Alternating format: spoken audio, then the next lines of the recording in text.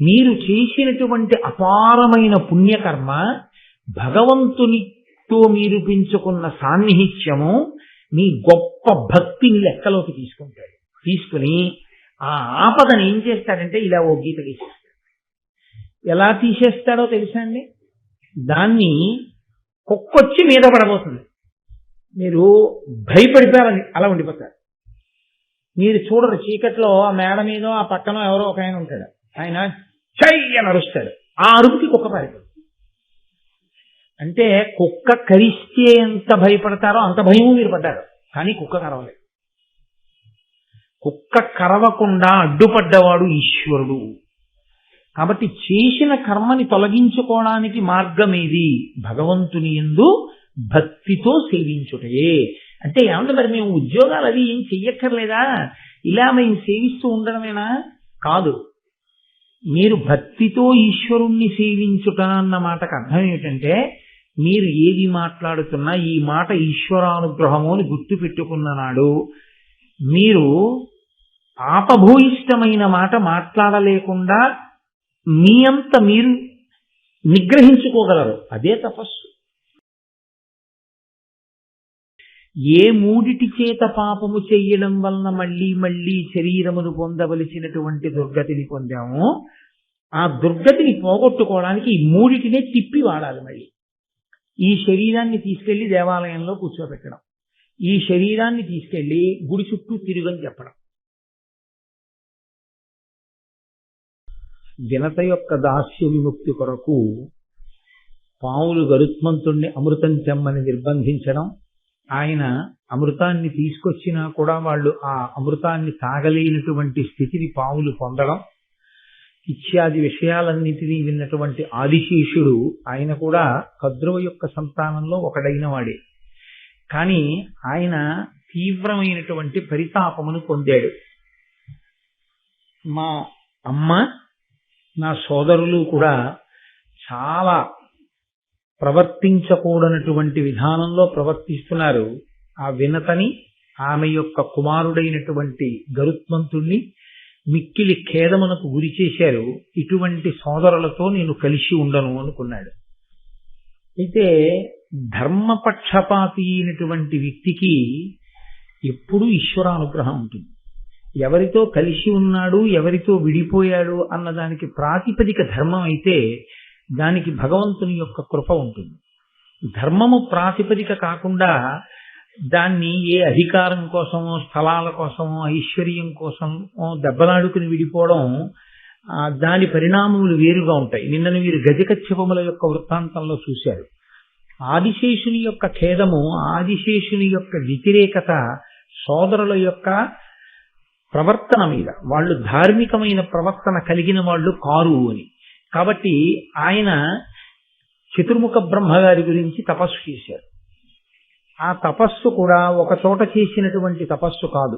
ఆయన గంధమాదన పర్వతం మీద మొదలుపెట్టి బదరీ క్షేత్రంలో, హిమాలయాల మీద, గోకర్ణంలో, పుష్కరారణ్యంలో అత్యంత పవిత్రమైనటువంటి క్షేత్రముల యందు తపస్సు చేశాడు. భారతం చదువుకోవడం, భారతం వినడంలో ఇదొక గొప్ప విషయం. కొన్ని కొన్ని క్షేత్రముల పేర్లు, కొన్ని కొన్ని పర్వతముల పేర్లు స్మరించినంత మాత్రం చేత ఈశ్వరానుగ్రహం కలుగుతుంది. వాటిని తలుచుకోవడం చేత మంగళములు కలుగుతాయి. ఆదిశేషుడు తపస్సు చేసినటువంటి పర్వతములు, క్షేత్రములు అంత గొప్పవి. శ్రీరామాయణంలో కానీ, స్కాంద పురాణంలో కానీ, లేకుంటే మహాభారతంలో కానీ, దక్షిణ భారతదేశంలో తపస్సుకి అత్యద్భుతమైన క్షేత్రంగా మీకు ప్రతి చోట కనపడేటటువంటి క్షేత్రం గోకర్ణ క్షేత్రం. ఎవరి తపస్సు మీరు చూడండి, భగీరథుడు తపస్సు చేసిన, రావణుడు తపస్సు చేసిన, ఆదిశేషుడు తపస్సు చేసిన, ఎవరు తపస్సు చేసినా సాధారణంగా గోకర్ణం యొక్క స్పర్శ ఉంటుంది. అసలు ఆ క్షేత్రం అంత గొప్పది. అక్కడ ఆరాధన చేస్తేనే తల్లిదండ్రులు చంద్రశేఖర భారతీ స్వామి వారు జన్మించారు. అంతటి మహోత్కృష్టమైనటువంటి క్షేత్రం. ఆ క్షేత్రాలకి వెళ్ళడం ఒక ఎత్తు అయితే, కనీసం ఆ క్షేత్రాల పేర్లు వినడం ఒక ఎత్తు. అంత గొప్ప విషయం. కాబట్టి ఆయన తపస్సు చేస్తే ఆయన తపస్సుకి మెచ్చుకున్నటువంటి చతుర్ముఖ బ్రహ్మగారు ప్రత్యక్షమయ్యారు. ఏం కావాలి అని అడుగుతారు సహజంగా. నేను మీతో మనవి చేశాను, దేవతలు కనపడితే వెళ్ళిపోరు, కోరిక అడుగుతారు అని. అంటే ఆదిశేషుడు అన్నాడు, తల్లియు నా సహోదరులను మూర్ఖులై ధర్మువు నిశితంబు తప్పి వినతకు ఆ వైనతేయునకు అపకారములు చేసి ఎప్పుడు వారు సహింపకిగ్గు చేయుదురు ఏను రోషిసి వారితోడి పొత్తొల్ల తపంబు చేయుచు శరీర భారంబు విడిచగా పరమేష్ఠీయనవుడు ఆతని సమబుద్ధి కజుడునిచ్చి నిత్య సత్య ధర్మ నిరతుండు అఖిలంబు తల్పనూకునట్టి ధైర్యయుతుడగు ఇది అనన్య విషయము ఈ మహీభారంబు నీవే తల్పవలయు నిష్ఠతోడా. ఆయన బ్రహ్మగారి వంక చూసి అన్నాడు, నా సోదరులు నా తల్లి కద్రువ వీళ్ళు వినత పట్ల గరుత్మంతుని పట్ల భేదభావాన్ని కలిగి ఎన్నో ఇబ్బందులు పెట్టారు. ఆ సోదరులలో ఒకడనైన నాకు కూడా ఆ పాపంలో భాగం వస్తుంది. కాబట్టి నాకింక ఈ శరీరంతో ఉండాలి అని లేదు. కానీ ఈ శరీరాన్ని విడిచిపెట్టాలి అంటే ఆత్మహత్య చేసుకోవాలి. అది మహాపాతకం చేయకూడదు. కాబట్టి నేను తపస్సు చేసి ఈ శరీరాన్ని విడిచిపెట్టాలనుకుంటున్నాను. ఇందులో ఒక గంభీరమైన ప్రస్తావన ఉంటుంది. మీరు దాన్ని కొంచెం జాగ్రత్తగా గమనించవలసి ఉంటుంది. అసలు జీవుడు ఇన్ని జన్మలు ఎందుకు తీసుకుంటూ ఉంటాడు, ఎందుకు ఇన్ని శరీరాలు పుచ్చుకుంటాడంటే మూడిటి చేత దోషములు జరుగుతుంటాయి. ఒకటి శరీరము చేత దోషం జరుగుతుంది. దీంతో చెయ్యకూడని పనులు చేస్తాడు. దీంతో ఎర్ర పువ్వు తొక్కాడు అనుకోండి, ఒక మహాపాపం దీని ఖాతాలో పడుతుంది. పాదం వెళ్లి గోవుకు తగిలింది అనుకోండి, ఒక మహాపాపం. పాదం వెళ్లి తల్లిదండ్రులకి తగిలింది అనుకోండి, ఒక మహాపాపం. ఈ శరీరంతో కొన్ని పాపాలు చేస్తాడు. ఏదో అసుర సంధ్య వేళలో నిద్రపోవడం ఇలాంటివి. మనసు చేత కొన్ని పాపములు చేస్తాడు. దాన్ని నేను పెద్ద వివరణ చెయ్యక్కర్లేదు. మనసుతో చేసేవి పైకి దొరికేవి కావు. లోపల ఏదో చూస్తాడు, ఒక వస్తువు, ఇది నాదైతే బాగుండు అనుకుంటాడు. అలా అనుకోవడం మానసికంగా చౌర్యం చేయడంతో సమానం. కాబట్టి మనసు చేత చేసిన దోషాలు ఉంటాయి. మూడవది వాక్కు చేత చేసిన దోషాలు ఉంటాయి. ఈ జన్మలో వేదాంత శ్రవణం చేయడం, ఈ జన్మలో మహాభారత శ్రవణం చేయడం వల్ల కలగవలసిన బుద్ధి ఇది అంటే, ఏ మూడిటి చేత పాపము చెయ్యడం వలన మళ్లీ మళ్లీ శరీరమును పొందవలసినటువంటి దుర్గతిని పొందామో ఆ దుర్గతిని పోగొట్టుకోవడానికి ఈ మూడిటినే తిప్పి వాడాలి. మళ్ళీ ఈ శరీరాన్ని తీసుకెళ్లి దేవాలయంలో కూర్చోబెట్టడం, ఈ శరీరాన్ని తీసుకెళ్లి గుడి చుట్టూ తిరుగని చెప్పడం, ఈ శరీరంతో వెళ్లి ఈశ్వరుడి పల్లకి పట్టుకోని చెప్పడం, ఈ చేత్తో ఇన్ని పువ్వులు తీసి ఈశ్వరుడి పాదాల మీద వేయడం, ఈ తల ఉంచి పరమేశ్వరుడి పాదాలకు తగిలేటట్టు నమస్కరించడం, మహాత్ములు కనపడినప్పుడు స్వర్ణదండం పడిపోయినట్టు నేల మీద పడి వారికి నమస్కారం చేయడం, మనసు చేత పరమేశ్వరుణ్ణి చింతన చేస్తూ ఉండడం, మహాత్ముల యొక్క వైభవాన్ని ఆలోచన చేస్తూ ఉండడం, వాక్కు చేత భగవంతుని యొక్క కీర్తన చేస్తూ ఉండడం. ఏ మూడిటి చేత పాపం జరిగిందో ఆ పాపాన్ని మళ్ళీ ఈ మూడిటినే ఈశ్వరుని యందు మీరు న్యాసము చేసి ఆ పాపములను కాల్చవలసి ఉంటుంది. అది అసలు నమః అన్న మాటకి యథార్థమైన అర్థం ఏమి అంటే, మళ్ళీ ఈ మూడిటి చేత చేసిన ఏ ఏ పాపముల వలన మళ్లీ మళ్లీ జన్మలను పొంది కష్టములను సుఖములను ఎదుర్కొంటూ బాధపడుతున్నాడో అందులోంచి బయటపడడానికి ఈ మూడిటి చేతనే తిరిగి పుణ్యకార్యములను చేసి ఆ పాప పంజరము నుండి బయటపడాలి. బయటపడి సాత్విక బుద్ధితో కూడినటువంటి భక్తితో కూడిన కర్మాచరణము వలన పండడం వల్ల కలిగేటటువంటి జ్ఞానము వలన అద్వైత సిద్ధిని పొంది ఇక్కడే ఇప్పుడే పునరావృత్తి రహిత శాశ్వత శివ సాయుధ్య స్థితిని పొందగలిగినటువంటి వైభవాన్ని పొందగలిగి ఉండాలి. అందుకొరకు ఈ మూడిటిని వాడతారు. ఆదిశేషుడు ఇప్పుడు ఈ శరీరంతో ఏం చేయాలి? ఇంత పాపం సోదరులతో కలిసి పుట్టినందుకు వచ్చింది. ఇంక ఈ శరీరం ఉన్నంతకాలం ఆ పాపం ఉంటుంది. కాబట్టి శరీరాన్ని విడిచిపెడతాను. ఎలా విడిచిపెడతాను? ఇంకొకలా విడిచిపెడితే మళ్ళీ కొత్త పాతకం వస్తుంది, ఆత్మహత్యా దోషం. పరమేశ్వరుడు గురించి తపిస్తూ ఉంటారు. తపించడంలో ఈ శరీరం కొంత ఖేదపడుతుంది, ఈ శరీరం కొంత భగవంతుని యందు నిమగ్నం అవుతుంది. అలా కూర్చోవాలి, దేనికి జంకకూడదు. మనసు ఆయన యందు లగ్నం అవ్వాలి, వాక్కు ఆయననే స్తోత్రం చేస్తూ ఉండాలి. ఈ మూడు ఏకీకృతం అవడాన్నే తపస్సు అని పిలుస్తారు.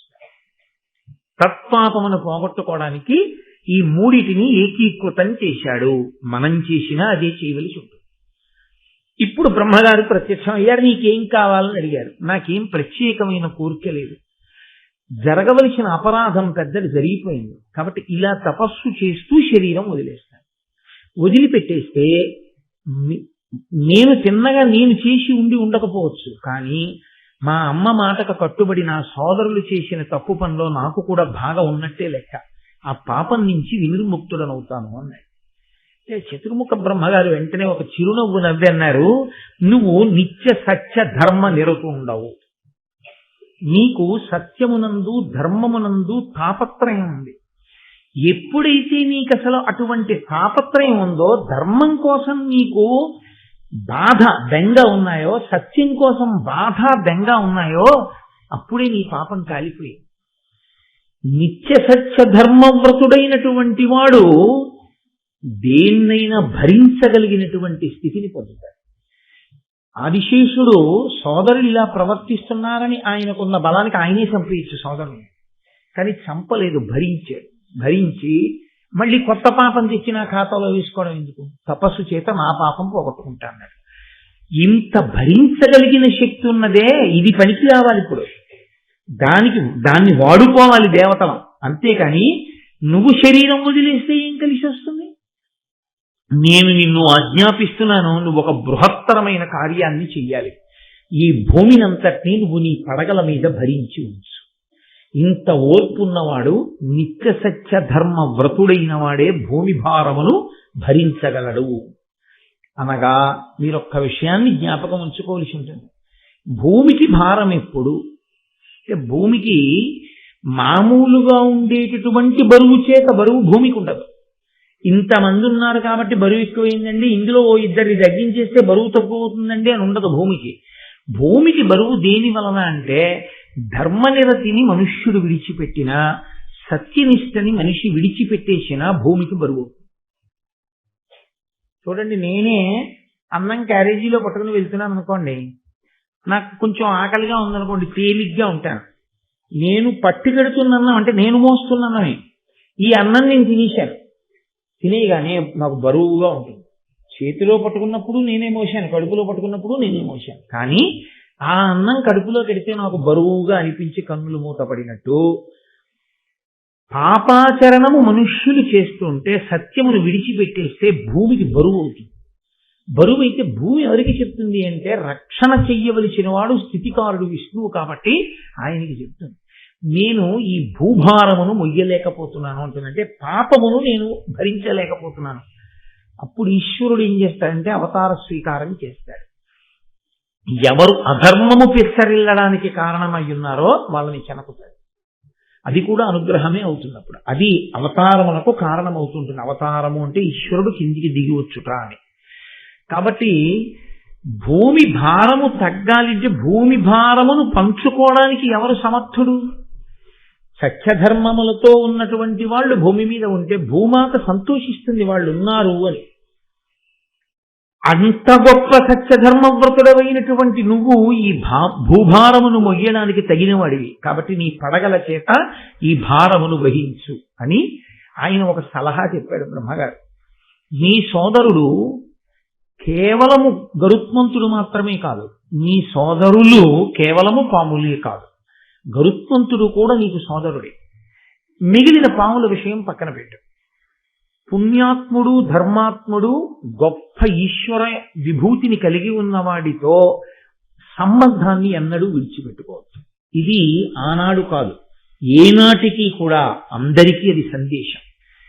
ఏది పోయినా పర్వాలేదు జీవితంలో, భగవత్ సంబంధం ఉన్న వ్యక్తితో అనుబంధం మాత్రం ఎన్నడూ పోగొట్టుకోకూడదు. అది పోగొట్టుకోవడం కన్నా పెద్ద నష్టం ప్రపంచంలో ఇంకా ఏదీ ఉండదు. మళ్ళీ కొన్ని కోట్ల జన్మల తర్వాత కానీ అది పూడుతుందన్న నమ్మకం ఉండదు. కాబట్టి కశ్యప ప్రజాపతి పుత్రకామేష్టి చేస్తే పుట్టినవాడు, వాలఖిల్యుల యొక్క అనుగ్రహం చేత వరం చేత జన్మించినటువంటి వాడు, అమృతాపహరణమును చేసినవాడు, ఇంద్రుణ్ణి గెలిచినవాడు, వజ్రాయుధమును లెక్కపెట్టినవాడు, అంతటి మహావిజ్ఞుడు పరాక్రమవంతుడు నీ సోదరుడు గరుత్మంతుడు. ఆయనతో మాత్రం నువ్వు నీ అనుబంధాన్ని కొనసాగించు. ప్రయత్నపూర్వకంగా గరుత్మంతునితో నువ్వు చెలిమి చెయ్యి అని చెప్పి ఆదిశేషుణ్ణి భూభారమును వహించడం కోసమని ఆయన నియంత్రించాడు. అప్పటి నుంచి ఆయన ఆ భూభారమును వహిస్తున్నాడు. అందరూ అన్నదమ్ములే, కానీ భగవంతుని యొక్క అనుగ్రహంతో భగవంతుని యొక్క సేవ చెయ్యడం వల్ల ఇద్దరు తప్పుకున్నారు తల్లి శాపం నుంచి. ఒకరు ఆదిశేషుడు, రెండవ వారు వాసుకి. వాసుకి పాలసముద్రాన్ని చిలికినప్పుడు మందర పర్వతాన్ని కవ్వంగా చేసి చిలకడానికి ఒక త్రాడు కావలసి వచ్చింది. అప్పుడు వాసుకిది చాలా పెద్ద శరీరం కాబట్టి వాసుకిని మందర పర్వతానికి చుట్టారు. అదంత తేలిక విషయం ఏం కాదు. పర్వతానికి వేసి తిప్పుతుంటే అది ఎంత బాధ కలుగుతుందో శరీరాన్ని. కానీ వాళ్ళ కోరిక తీరడం కోసం, అమృతం పుట్టడం కోసం శారీరకంగా అంత డస్సిపోయి ఈశ్వరుని కొరకు తన శరీరం అంత బడలిపోవడాన్ని వాసుకి ఎంతో సంతోషంగా ఆయన స్వీకరించాడు. వాసుకి మందర పర్వతానికి చుట్టుకుని అమృతోత్పాదనమునందు కష్టపడినంత కష్టమేం పడిపోలేదు కారులో విశాఖపట్నం వెళ్ళి రావడానికి. నీకు దానికి ఉపన్యాసం మానేయవలసిన అవసరం ఏంటి భారతం చెప్పడానికి? అందుకే ఈ ఘట్టం దగ్గర మానేస్తావా చెప్తావా? వాసుకి గురించి చెప్పేటప్పుడనే పరీక్ష పెడతాడు పరమేశ్వరుడు. నిలబడగలిగితేనే వాసుకి గురించి చెప్పడానికి నీకు అర్హత ఉన్నట్టు, లేనినాడిగా భారతం చెప్పడానికి నీకు అర్హత లేదు. అలిసిపోయానని నువ్వు రాలేకపోతే. కాబట్టి వాసుకిని మందర పర్వతానికి చుట్టి తిప్పితే ఆయన భరించాడు అంత కష్టాన్ని. అమృతోత్పాదనం అయిన తర్వాత దేవతలు బ్రహ్మగారికి చెప్పారు, ఈయన ఎంత కష్టపడ్డారో తెలుసా మహానుభావుడు. మందర పర్వతానికి చుట్టి తిప్పాం, ఎంత బడలిపోయాడు, ఆ ఒళ్ళంతా ఎంత కందిపోయిందో, అయినా ఓర్చుకున్నాడు మాకు అమృతం ఇవ్వడానికి. ఈయన్ని మీరు ఏదైనా కృప చెయ్యాలన్నారు. అంటే బ్రహ్మగారు అన్నారు, వీళ్ళ అమ్మ శాపం ఉంది, పావులన్నీ జనమేజయుడు చేసేటటువంటి యాగంలో అగ్నిహోత్రంలో పడి మరణించాలి, కానీ ఇతను చేసినటువంటి దైవ సేవ వలన ఇతన్ని మినహాయిస్తున్నాను. ఇతను పడడం, ఇతనికి అలా యాగంలో పడి మరణించవలసినటువంటి అగత్యము ఇతనికి కలగదు. అంటే వాసుకి పొందాడు అని కాదు మీరు తెలుసుకోవలసింది. ఇక్కడ ఒక పెద్ద తాత్పర్యం ఒకటి ఉంటుంది. ప్రమాదము అని ఒక మాట శాస్త్రంలో. ప్రమాదము అన్న మాటకు అర్థం ఏంటంటే దైవము చేత మనం చేసినటువంటి కర్మ లెక్కింపబడి కాలమునందు మీకు మీరుగా రక్షణ చేసుకోలేని స్థితిలో వచ్చేటటువంటి ఒక సంఘటన వలన కలిగేటటువంటి బాధకు ప్రమాదమని పేరు.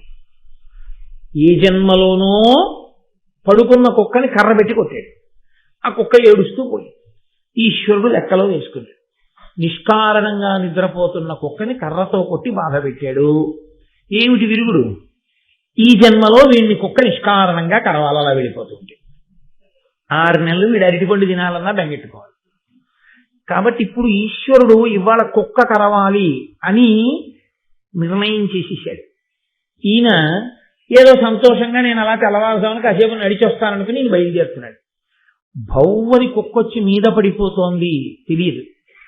కానీ ఈశ్వరుడు ఏం చేస్తాడంటే అప్పుడు మీరున్న పరిస్థితి, మీరు చేసినటువంటి అపారమైన పుణ్యకర్మ, భగవంతునితో మీరు పెంచుకున్న సాన్నిహిత్యము, మీ గొప్ప భక్తిని లెక్కలోకి తీసుకుంటాడు. తీసుకుని ఆ ఆపదను ఏం చేస్తాడంటే ఇలా ఓ గీత గీసేస్తాడు. ఎలా తీసేస్తాడో తెలుసా అండి? దాన్ని కుక్కొచ్చి మీద పడబోతుంది, మీరు భయపడిపోయారని అలా ఉండిపోతారు. మీరు చూడరు, చీకట్లో ఆ మేడ మీద ఆ పక్కన ఎవరో ఒక ఆయన ఉంటాడు, ఆయన చెయ్య నరుస్తాడు, ఆ అరుపుకి కుక్క పారిపోతుంది. అంటే కుక్క కరిస్తే ఎంత భయపడతారో అంత భయము మీరు పడ్డారు, కానీ కుక్క కరవలేదు. కుక్క కరవకుండా అడ్డుపడ్డవాడు ఈశ్వరుడు. కాబట్టి చేసిన కర్మని తొలగించుకోవడానికి మార్గమేది? భగవంతుని యందు భక్తితో సేవించుటయే. అంటే ఏమంటే మరి మేము ఉద్యోగాలు అవి ఏం చెయ్యక్కర్లేదా, ఇలా మేము సేవిస్తూ ఉండడమేనా? కాదు. మీరు భక్తితో ఈశ్వరుణ్ణి సేవించుట అన్న మాటకు అర్థం ఏమిటంటే మీరు ఏది మాట్లాడుతున్నా ఈ మాట ఈశ్వరానుగ్రహము అని గుర్తు పెట్టుకున్న నాడు మీరు పాపభూయిష్టమైన మాట మాట్లాడలేకుండా మీ అంత మీరు నిగ్రహించుకోగలరు. అదే తపస్సు. ఈ చేతిని ఇలా చూపించలేరు, ఈ శక్తి అమ్మవారు అని గుర్తొస్తే అదే తపస్సు. మీరు ఏది పడితే అది, ఎప్పుడు పడితే అప్పుడు, ఎలా పడితే అలా తినలేరు. అలా తినలేకుండా ఉండడం, దాన్ని ఒక మర్యాదతో తినాలి అని గుర్తుపెట్టుకోవడం తపస్సు. కాబట్టి ఇప్పుడు మీరు ఏది చేస్తున్నారో అదే చేస్తూ ఉంటారు, కానీ అది చేసేటటువంటి పద్ధతి మారిపోతుంది. జవాబుదారీతనంతో చేస్తారు. ఈ చెయ్యడం ఉందే, ఈ భక్తి ఉందే, ఈ నిబద్ధత ఉందే, దానికే నిరతిశయ భక్తి అని పేరు. ఆ నిరతిశయ భక్తియే చేసిన పాపముల వలన వచ్చేటటువంటి కర్మలను కూడా పక్కకు తీసి రక్షణ కల్పిస్తుంది. కాబట్టి వాసుకి అటువంటి రక్షణ పొందాడు. ఆదిశేషుని యందు వాసుకి యందు ఒక ప్రధాన భేదం ఉంటుంది. ఆదిశేషుడు బ్రహ్మగారు వరమిస్తే భూమిని మోస్తూ నాకు ఇంకా పాములతో సంపర్కం అక్కర్లేదని ఆయన దూరంగా ఉండిపోయాడు. వాసుకి కూడా వరం ఉంది, నువ్వు పడిపో అగ్నిహోత్రంలోని, కానీ ఆయన బెంగ పెట్టుకున్నాడు. సరే నేను సంతోషంగా ఉన్నాను, వీళ్ళెవరూ పట్టించుకోవట్లేదు, వీళ్ళందరూ వెళ్ళి జనమేజయుడి సర్పయాగంలో పడిపోతారు, పడిపోతే వీళ్ళందరూ నశించిపోతారు, ఎలా వీళ్ళు రక్షణ పొందేది? ఒక్కొక్కడి తాపత్రయం అలా ఉంటుంది. అన్నగారి గురించి తమ్ముడికి అక్కర్లేదు, ఎప్పుడూ పట్టించుకోడు తమ్ముడు అన్నగారి గురించి. అన్నగారు తమ్ముడున్న ఊరిడితే ఆ ఊళ్ళో ఉన్న వాళ్ళందరూ స్వాగతం చెప్పడానికి వస్తారు, తమ్ముడు తప్ప. అలాంటి అన్నదమ్ములు ఉంటారు లోకంలో. అన్నగారు మాత్రం స్మరిస్తూ ఉంటాడు ఆ తమ్ముడు వృద్ధిలోకి రావాలని, 10 మందిలో చెప్పుకోలేకపోయినా.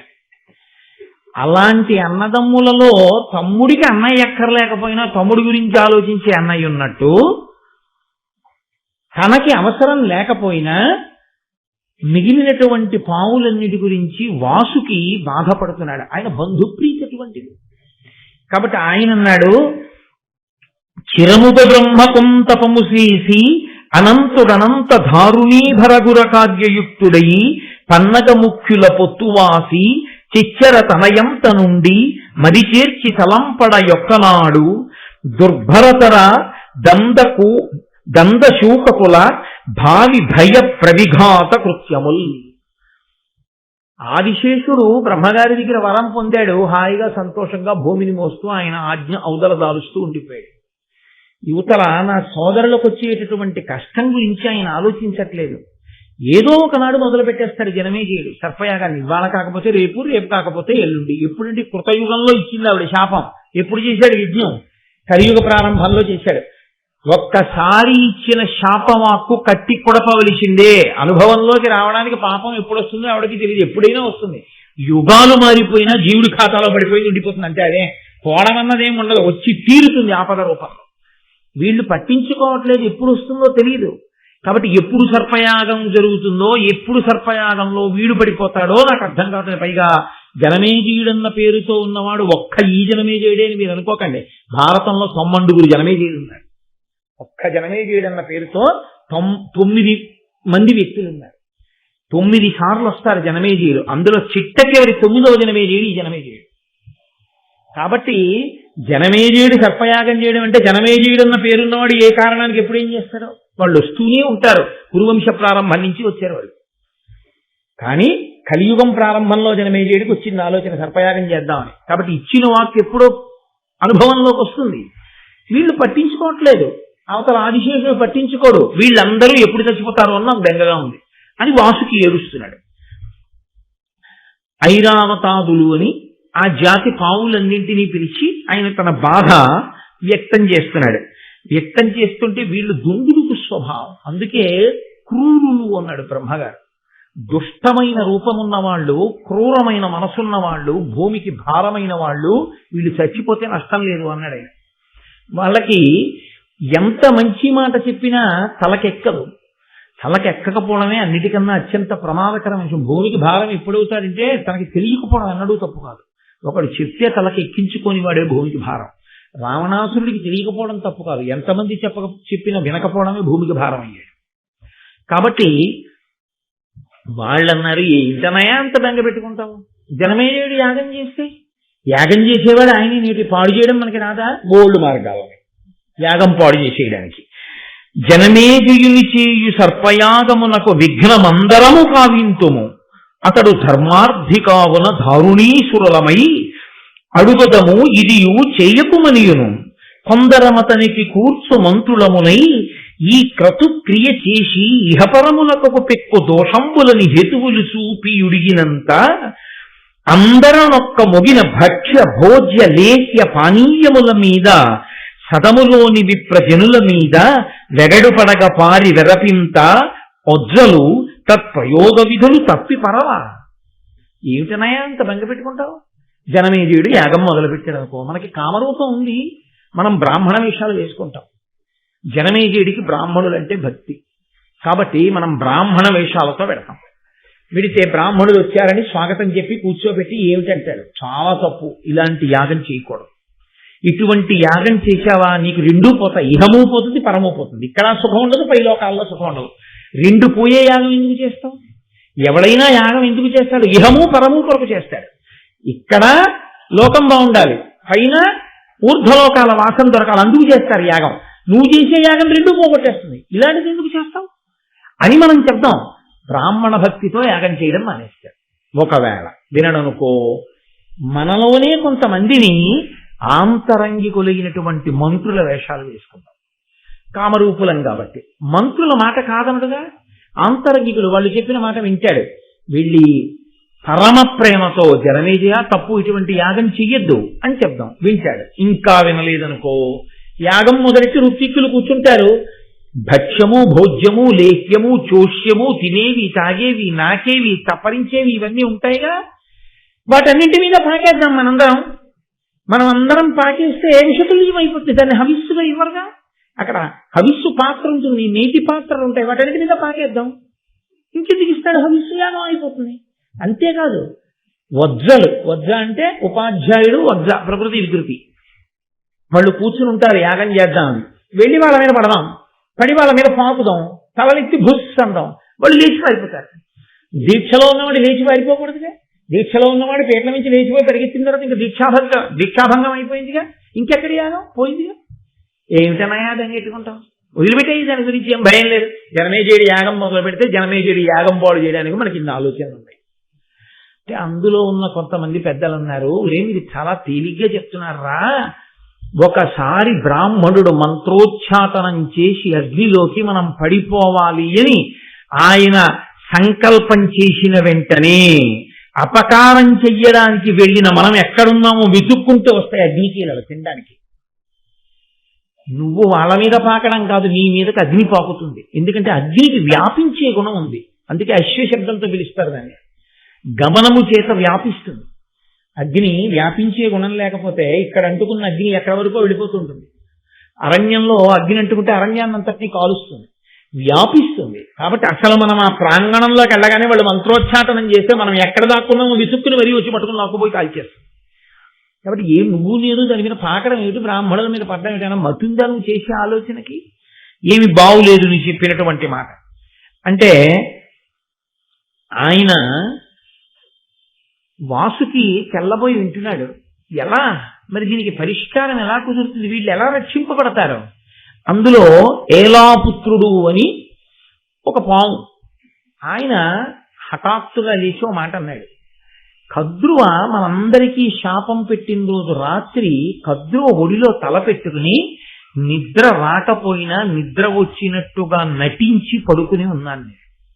ఆ సమయంలో ఒక ఆశ్చర్యకరమైన సంఘటన జరిగింది. బ్రహ్మగారి దగ్గరికి దేవతలందరూ వెళ్ళారు.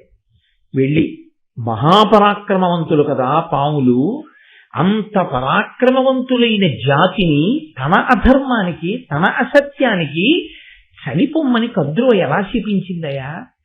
ఆవిడిచ్చిన వాక్కుకి పాముల జాతంతా నశించిపోవడమే. ఇంత బలవంతులైనటువంటి పాములందరూ పడిపోయి నశించిపోవలసిందే. అందులో ఆదిశేషుడున్నాడు, వాసుకి ఉన్నాడు, మహానుభావులు ఉన్నారు, వీళ్ళందరూ కూడా మడిసిపోతారా అని అడిగారు దేవతలు. అడిగితే వాళ్ళతో బ్రహ్మగారు అన్నారు, క్రూరాకారుల జగదపకారుల పన్నగుల దల్పగానోపని దారునికి హితంబుగా దుష్టోరగ సంహారమిప్పుడు ఎడబడవలసెన్. అసలు కద్రువ నోటి వెంట ఆ మాట వచ్చేటట్టుగా ప్రేరణ ఎందుకు చేశామో తెలుసా? మీకెవరికి తెలియదు. క్రూరాకారుల పావును చూడగానే ఎంత బాగుందో అని ఇలా చూసేవాడు ఎవరు ఉండడు. దాని ఆకారం చూస్తేనే అసలు భయం. క్రూరాకారుల జగదపకారుల, జగత్తుకి అపకారం చేస్తాయి, దానికి భయం వేస్తే కరుస్తుంది. కాబట్టి జగత్తుకి అపకారం చేసేటటువంటి లక్షణం ఉన్నటువంటి ఆ పాములు పన్నగుల దాల్పగానోపని ఈ దారునికి హితంబుగా, అటువంటి పాముల యొక్క పాపపు నడత నేను భరించలేకపోతున్నానని భూదేవి ఏడుస్తోంది. అందుకని అవన్నీ నశించిపోవాలి. అవన్నీ నశించిపోవడానికే కద్రువ నోటి వెంట ఆ మాట వచ్చింది. కాబట్టి అవి నశించిపోతాయి. అది దేవతలకి ప్రీతికరమే, పావులన్నీ నశించిపోవడం. కాబట్టి నువ్వేం బెంగపెట్టుకోక, అవి పోని. కానీ ఇందులో దేవతా సర్పములు కొన్ని ఉన్నాయి. అవి దేవతలకు, భూమికి, మనుష్యులకు ఉపకారం చేసేటటువంటివి. అవి పడకుండా, ఆ యాగంలో పడిపోకుండా, ఒకానొకప్పుడు వాసుకి చెల్లెలైనటువంటి జరత్కారు వేరొక మునిశ్రేష్ఠుడైనటువంటి జరత్కారుని వివాహం చేసుకుంటుంది. ఇద్దరి పేర్లు జరత్కారే. వారిద్దరికీ కలిపి ఆస్తికుడు అనబడేటటువంటి ఒక ముని పుడతాడు. ఆ ముని వెళ్ళి జనమేజయుడి యొక్క సర్పయాగాన్ని ఆపు చేస్తాడు. ఆపు చేస్తే పాపభూయిష్టమైన సర్పములన్నీ అప్పటి వరకు యాగంలో పడి కాలిపోతాయి. ఆ తర్వాత కొన్ని సర్పములు దేవతలతో చిలిమి చేసినవి, పుణ్యం చేసినవి, లోకోపకారం చెయ్యవలసిన పాములు కొన్ని మిగిలిపోతాయి. ఆ విధంగా వాటి సంఖ్యని తగ్గించేస్తాం. లేకపోతే వాటి సంఖ్య ద్విగుణీకృతం అయిపోతే ఈ భూమి మీద మిగిలిన ప్రాణులు బ్రతకవు. భయంతో చాలా బీభత్సమైన వాతావరణం ఏర్పడుతుంది. అందుకని అది నశించిపోవడానికే ఈ ఏర్పాటు జరిగింది. అంటే ఇది ఒక విషయం జ్ఞాపకం పెట్టుకోవాల్సింది. ఒక జాతి అంతా దేనివల్ల నశించిపోతుంది అంటే, అందరూ కలిసికట్టుగా ఒకే రకమైన పాపపు జీవనానికి అలవాటు పడి ఒక సంఘముగా ధర్మ వ్యతిరిక్తమైనటువంటి ప్రవర్తనకి అలవాటు పడిపోతే ఈశ్వరుడు ఒక మహాత్ముని యొక్క వాక్కుని ప్రచోదనం చేస్తాడు. వాళ్ళకి వ్యతిరేకంగా విడిచిపెట్టు. దానికి ఏం పెద్ద యుద్ధం అక్కర్లేదు. ఎక్కడో ఎప్పుడో ఒక మహాత్ముడలిగి ఒక్క మాట అంటాడు అంతే. ఆయనన్న ఆ మాటకి ఆ జాతి అంతా నశించిపోతుంది. వ్యక్తుల యొక్క వాక్కు, ఈశ్వర బలం కలిగినటువంటి వారి వాక్కు అంత శక్తివంతం. దాన్ని ఈశ్వరుడు ప్రచోదనం చేయించి ఇబ్బందులు తీసుకొస్తూ ఉంటాడు. ఎప్పుడు మన జీవనము పాపభూయిష్టమైతే, మనం ధార్మికంగా ఉంటే ఆ ఈశ్వరుడే మనల్ని రక్ష చేస్తాడు. అందుకే ఘోర అఘోర రూపములు రెండూ ఈశ్వరుడికే ఉంటాయి సనాతన ధర్మంలో. తప్ప భయపెట్టడానికి ఓడు, భయపెట్టిన వాడి నుంచి రక్షించడానికి ఓడు సనాతన ధర్మంలో ఉంటారు. ఇద్దరూ ఈశ్వరుడే ఉంటాడు. భయకృత్ భయనాశన, భయమును సృష్టించిన ఆయనే, భయాన్ని పోగొట్టిన ఆయనే, ఆపద ఇచ్చిన ఆయనే, ఆపదని తీసేసిన ఆయనే, పాపములకు ఫలితం ఇచ్చి ఘోర రూపంతో నిలబడ్డ ఆయనే, ఆ ప్రార్థన చేసినప్పుడు ఆ భయానకమైన రూపాన్ని విడిచిపెట్టి ఒక కన్న తండ్రిగా ప్రసన్నమూర్తిగా నిలబడిన ఆయనే. కాబట్టి మన నడవడిని బట్టి ఈశ్వరుడు మనకి కనపడము అన్నది, ఈశ్వరుడు మనకి ఫలితం ఇవ్వడము అన్నది ఆధారపడి ఉంటుంది. కాబట్టి అటువంటి మహాపురుషుడు ఒకడు జన్మించాలి. జన్మించితే ఆనాడు మనందరం గట్టున పడతాం. కాబట్టి ఇప్పుడు ఆయన ఎక్కడున్నాడు? ఆ ఆస్తికుడు పుట్టడానికి ఆ జరత్కారు ఎక్కడున్నాడు? ఆ జరత్కారుడు దొరికితే వాసుకి చెల్లెలైన జరత్కారువునిచ్చి వివాహం చెయ్యాలి అని ఆయన వైపుకి కథ తిరిగితే ఆయన యయావర వంశమునందు శ్రేష్ఠుడు, బ్రహ్మచారి, గొప్ప నియమపాలనం చేసేటటువంటి వ్యక్తి. ఇంకా ఎంత ఘోరమైన బ్రహ్మచర్యం అంటే, ఆయన ఊర్ధ్వరైతస్కుడు. ఆయన భార్య అన్న మాటని కూడా స్మరణలోకి రానివ్వలేదు. అంత గొప్పగా శాస్త్రాధ్యయనం చేశాడు, అంత గొప్ప తపస్సు చేశాడు. అయితే బ్రహ్మచారిగా శాస్త్రాధ్యయనం చేయడం, బ్రహ్మచారిగా తపస్సు చేయడం చాలా గొప్ప విషయాలు. కానీ ఇవి ఎంతవరకు పనికొస్తాయి? ఒక వయస్సు వరకే. ఒక వయస్సు తర్వాత వివాహం నేను చేసుకోవడమా నేను చేసుకోకపోవడమా అన్న విషయంలో నాకు స్వేచ్ఛ ఉండదు. సనాతన ధర్మంలో ఎట్టి పరిస్థితులలోనూ వివాహం చేసుకోకుండా ఉండరాదు. ఎందుకంటే దాని వలన మీరు రుణపడిపోతారు. పితృరుణము అని ఉంటుంది. తండ్రికి కొడుకు పుట్టగానే రుణపడతాడు. దేనికి రుణపడతాడు? ఆయన నన్నెలా కన్నాడో నేను అలాగే ఇంకొక కొడుకుని కనాలి. కంటే తప్ప ఆ రుణం పోదు. ఒకవేళ తండ్రి శరీరం విడిచిపెట్టేసినా పితృదేవతలు చూస్తూ ఉంటారు, వీడు కన్నాడా కొడుకునని.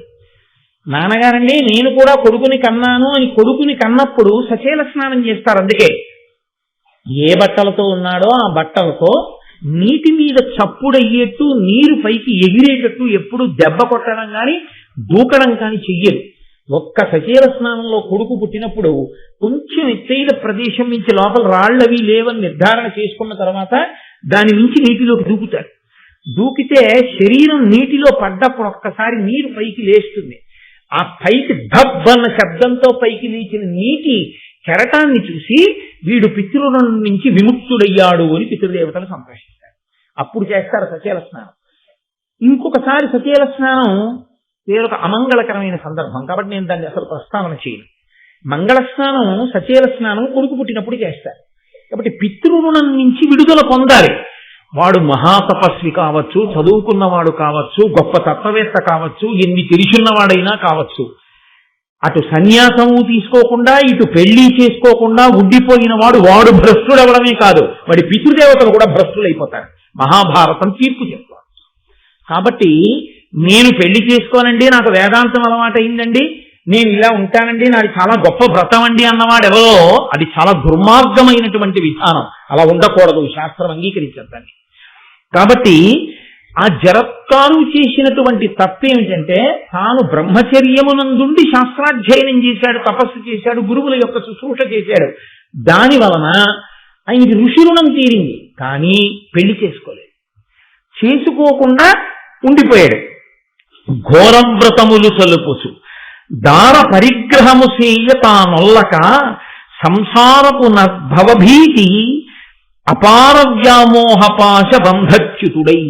ఆయన భార్యని స్వీకరిస్తే పిల్లలు పుడతారు, పిల్లలు పుడితే సంసారం వస్తుంది, సంసారం వస్తే మాయ కమ్ముతుంది, మాయ కమ్మితే మళ్ళీ పుట్టాలి. కాబట్టి అసలు నేను దారని స్వీకరించను, నేను పాణిగ్రహణం చేయను, నాకు భార్య వద్దు, గృహస్థాశ్రమం వద్దు అని ఆయన పెళ్లి చేసుకోకుండా ఉండిపోయాడు.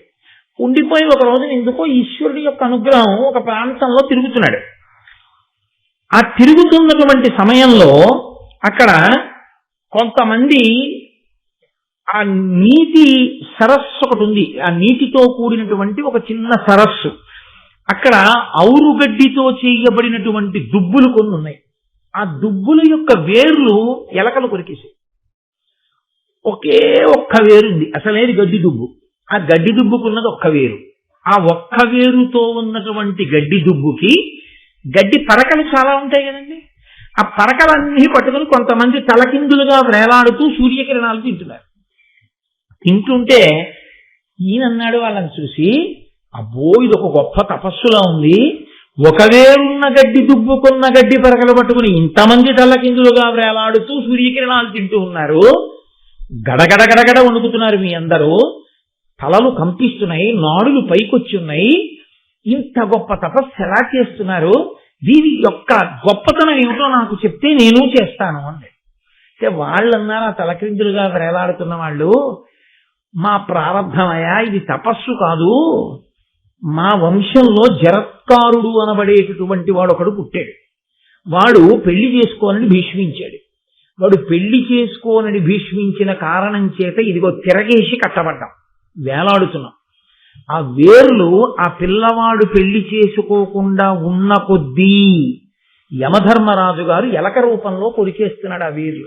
కాబట్టి ఇప్పుడు మా పుణ్యం, మేము చేసిన తపస్సు మమ్మల్ని రక్షించకుండా పోతాం.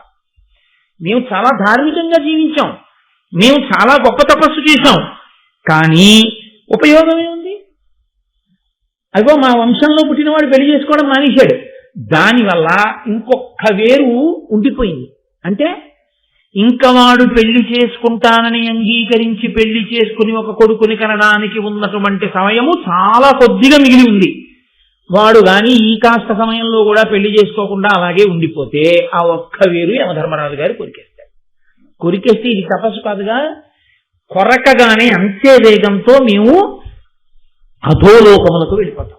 ఇక మాకు ఊర్ధ్వలోకవాసం ఉండదు. మేము చెయ్యని పాపానికి, మేము చెయ్యని నేరానికి ఒక ధూర్తుడైనటువంటి కొడుకు పెళ్లి చేసుకోకుండా ఉండిపోయి మేము లోకాన్ని ఉద్ధరిస్తున్నామని చెప్పుకు తిరుగుతూ తపస్సు చేస్తున్నామని చెప్పుకుంటున్న వాడి వల్ల మేము ఇంతటి నేరాన్ని పొందాం.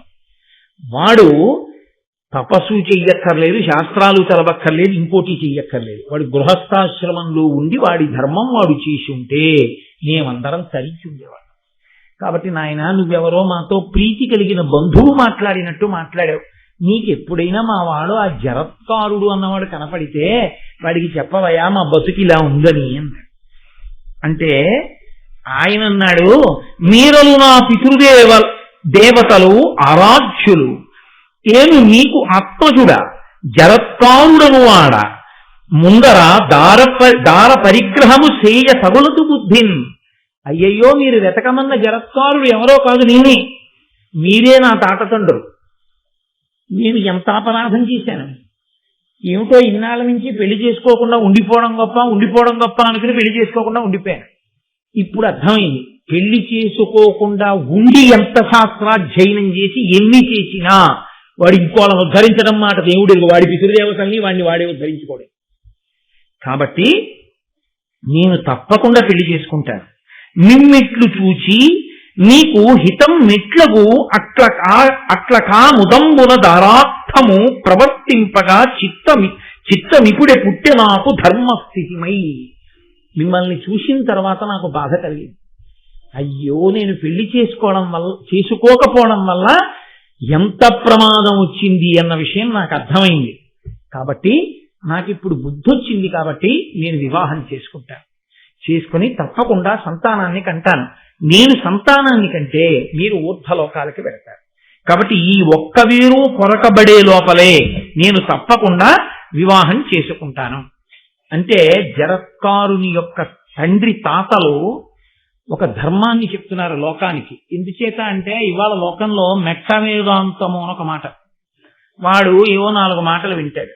విని పెళ్లి చేసుకోవలసిన వాడు ఇంటికి వెళ్ళి ఈ సంసారం నేను పెళ్లి చేసుకోనంటే ఆ తల్లిదండ్రులు ఎంత బెంగెట్టుకు చచ్చిపోతుంటారో తెలియదు.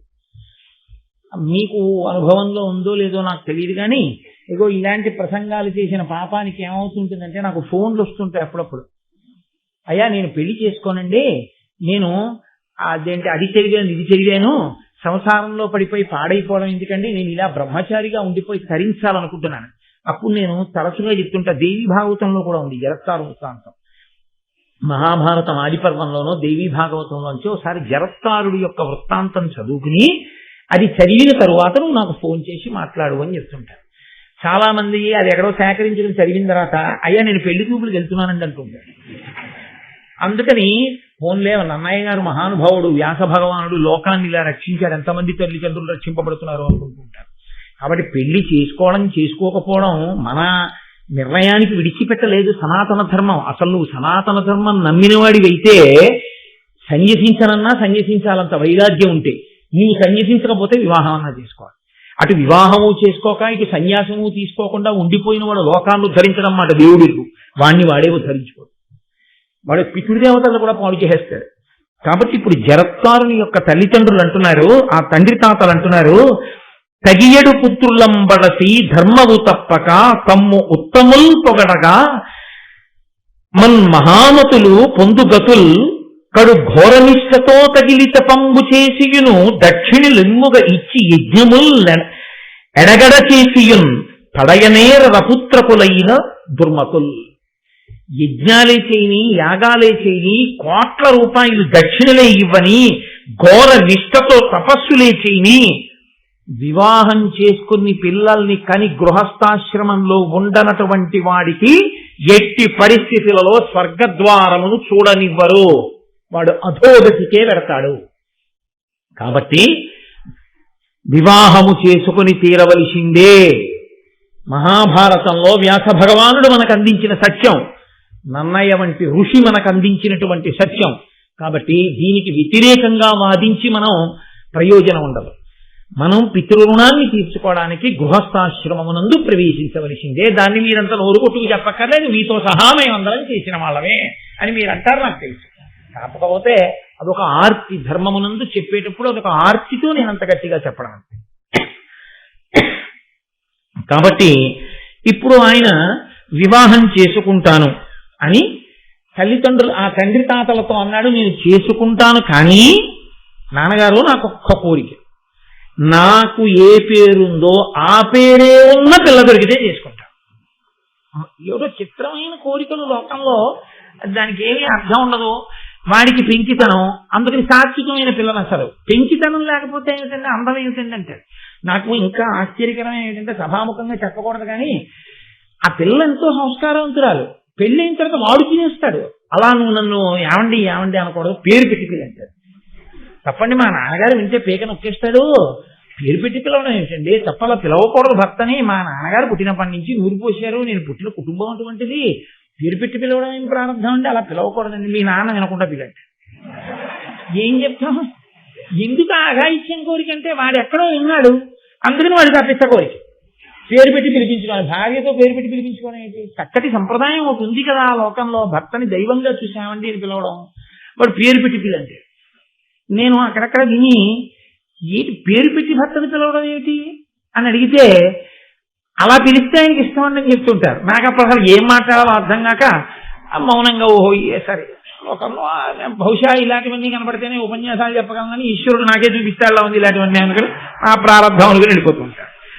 కాబట్టి ఆయన నా పేరు ఎటువంటిదో అటువంటి పేరే ఉన్న పిల్ల దొరికితే పెళ్లి చేసుకుంటాడు. కాదు కాదు, అది ఈశ్వరానుగ్రహం. జరత్కారు ముని, ఆయనకు వచ్చింది అటువంటి ఆలోచన అంటే మళ్లీ గబుక్కుని ఎవరినో చేసుకోవడం కాదు. వాసుకి చెల్లెలు జరత్కారుని చేసుకుంటే తప్ప, మహాపురుష జననం జరిగితే తప్ప, సర్పయాగం జనమేజయుడు చేసినప్పుడు పావుల్ని రక్షించేవాడు పుట్టడం. అందుకని అటువంటి మహాపురుష సంపర్కం చేత మహాతేజోవంతుడైన కొడుకు పుట్టాలి ఇప్పుడు. కాబట్టి ఇప్పుడు ఆ జరత్కారుడు పిల్ల కోసం తిరుగుతున్నాడు దేశం అంతా. అలా తిరగచ్చా అండి అని మీరు అనుమానపడక్కర్లేదు. పెళ్లి చేసుకునేటప్పుడు సంబంధం కోసం వెతుక్కోవలసిన పూచి పెళ్లి కూతురు తండ్రిది కాదు, పెళ్లి కొడుకు తండ్రి. నేను నిజం చెప్తున్నాను. ఇప్పుడు నా కూతురు పెళ్లి అయిపోయింది, నా కొడుకు పెళ్లే మిగిలింది. నా కొడుకు పెళ్లికి ఆడపిల్ల తల్లిదండ్రులు నా దగ్గరికి రావాలని నేనేమి ఆశించను. ఈమె నా కోడలైతే బాగుంటుంది అని నాకు ఏ కుటుంబంలోనైనా ఏ పిల్లనైనా చూసి అనిపించిన నాడు మంచి రోజు చూసుకుని నేనే వాళ్ళ ఇంటికి మా గోపాలకృష్ణ గారు లాంటి ఆత్మీయుల్ని ఆంతరంగికుల్ని పంపిస్తాను. అలా పంపించాలి, తానే వెళ్ళిపోడు, పంపిస్తాడు.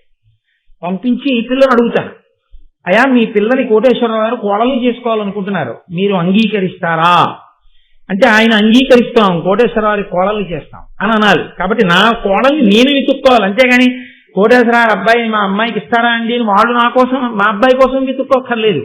ధర్మం అంతే. కన్యావరణము అని మనకి వివాహంలో ఎప్పుడైనా పరమేశ్వర కళ్యాణం చేసినప్పుడు కూడా బ్రాహ్మణులకు తాంబూలం ఇచ్చి, అయ్యా మీరు వెళ్ళి నా వంశ ప్రతిష్టకి తగిన పిల్లని వెతికి మీరు చూసి నిర్ణయం చేసిరండి అని చెప్తారు. కాబట్టి పెద్దలు నిర్ణయించినారు కాన, వీడే నిర్ణయించుకుని వాళ్ళ పేరెడితే వేరే విషయం అది. కాబట్టి ఇప్పుడు ఆయనే తిరుగుతున్నాడు భూమి మీద, నాకు తగిన పిల్ల ఎక్కడ దొరుకుతుంది అని వెతుక్కుంటున్నాడు. వెతుక్కుంటుంటే వాసుకి చూశాడు. చూసి ఆ వాసుకి గబగబా జరత్కారు దగ్గరికి వచ్చాడు. వచ్చి ఆ జరత్కారుడితో మాట్లాడుతున్నాడు. ఎంత అందమైన మాటలండి. ఆయన అన్నాడు, ధన్యం వయ్య భవత్కులంబు అతి కృతార్థం వయ్య అస్మత్కులంబు అన్యోన్యానుగుణాభిధానముల చిత్తానందమందన్ వివేకన్యాయాన్విత భూసురోత్తమ జరత్కారు జగన్మాన్య ఈ కన్యాభిక్ష పరిగ్రహింపుము జరత్కారున్ మహీయానుజన్. నీవు బ్రహ్మచారివి, సన్యాసి బ్రహ్మచారి ఇద్దరు భిక్ష పుచ్చుకోవచ్చు. నువ్వు బ్రహ్మచారివి కదూ, నేను భిక్ష ఇద్దాం అనుకుంటున్నాను. ఏమిటో తెలుసా భిక్ష? మీది అద్భుతమైన వంశం. నిశ్చితార్థం చేసుకునేటప్పుడు ఈ మాటలు చెప్పి చేసుకోవాలి. వాళ్ళ వంశం వాళ్ళు చెప్పాలి, వీళ్ళ వంశం వీళ్ళు చెప్పాలి. రెండు వంశాలు మంచివి అక్కడ ఉన్న పెద్దలు విని సంతోషించాలి. అప్పుడు నిశ్చితార్థం చేసుకోవాలి. కాబట్టి వాళ్ళు అక్కడికి వెళ్ళినప్పుడు వాసుకి చెప్తున్నాడు. ఆయన అంటున్నాడు, మీ వంశము చాలా గొప్పది, మా వంశము చాలా గొప్పది. ఇవాళ మా వంశము ధన్యత చెందింది మీ వంశంతో బియ్యం అందడం వల్ల. నా చెల్లెలుంది, ఆమె పేరు జరత్కారు, నీ పేరు జరత్కారుడు. ఇద్దరి పేర్లు గుణములు కూడా కలిశాయి. అన్నిటికన్నా ప్రధానం ఇది వివాహంలో అంటే గుణములు కలిగాయి. ఆయన గుణం ఎటువంటిదో పిల్ల గుణము కూడా అటువంటిదే అయితే ఇద్దరూ సంతోషంగా ఉంటారు. ఆయన మహామూర్ఖుడు అనుకోండి, ఆ అమ్మాయి మూర్ఖురాలు అనుకోండి, మీరు చక్కగా చేయొచ్చు. ఎందుకో తెలుసండి, వాళ్ళిద్దరు చాలా అన్యోన్యంగా ఉంటారు. ఆయనకి నచ్చుతుంది ఆ గుణం. నేను ఇవాళ కుంకుడుకాయలతో తలంటి పోసుకుంటానన్నాను అనుకోండి, నీ ప్రాణమే పోయినా పోయిన షాంపూతోనే పోస్తానంది అనుకోండి. ఇది పట్టుదల అంటే. మా ఆవిడండి ఎంత డిటర్మినేటెడో తెలుసా అంటారు. అది డిటర్మినేషన్ ఏంట్రా నీ మొహం, నువ్వు చెప్పిన మాట వినకపోతే డిటర్మినేషన్. కుంకుడుకాయ పులుసుతో తలంటి పోసిన భాగ్యం లేదా నీకు? నీ కర్మ. అలా మీరు చెప్పినట్టు అసహ్యంగా వెంటనే అభిప్రాయాలు మార్చుకునే భార్య మీకు దొరికింది, అది మీ ప్రారంభం. నా భార్య అలా మార్చుకో, మాట అంటే మాట. అప్పుడు ఇద్దరు మూర్ఖులకి సంసారం బాగుంటుంది. అది ఒకరికొకరు తగినవారు. అలా ఒకరు చక్కగా ఒకరు చెప్తే వినేవారు అనుకోండి, రెండో వాళ్ళు కూడా ఒకరు చెప్తే వినేవాళ్ళు అయితే వాళ్ళకి అన్యోన్యంగా ఉంటుంది. ఒకడు మూర్ఖుడు, ఒకళ్ళు చెప్తే వినేవాళ్ళు అనుకోండి, రెండో వాళ్ళు నలిగిపోతుంటారు.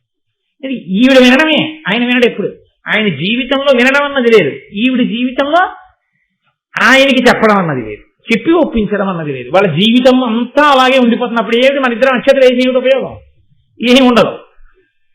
కాబట్టి ఎవరికి తగిన గుణము వారికి ఆ తగిన గుణము వారే లభిస్తే బాగుంటుంది. ఒక్కొక్కడికి మార్నింగ్ షో చూడడమే ఇష్టం. ఏదో అదో విచిత్రంగా ఉంటుంది కొంతమందికి. ఏమిటో నాకు స్నేహితులు ఉండేవాడు, ఎక్కడ ఈ టీవీ ఛానల్ ఎక్కడ ఈ ఉపన్యాసం విన్నాడంటే నా బతుకు బట్టబయలు చేసేది వీడు అనుకుంటాడు.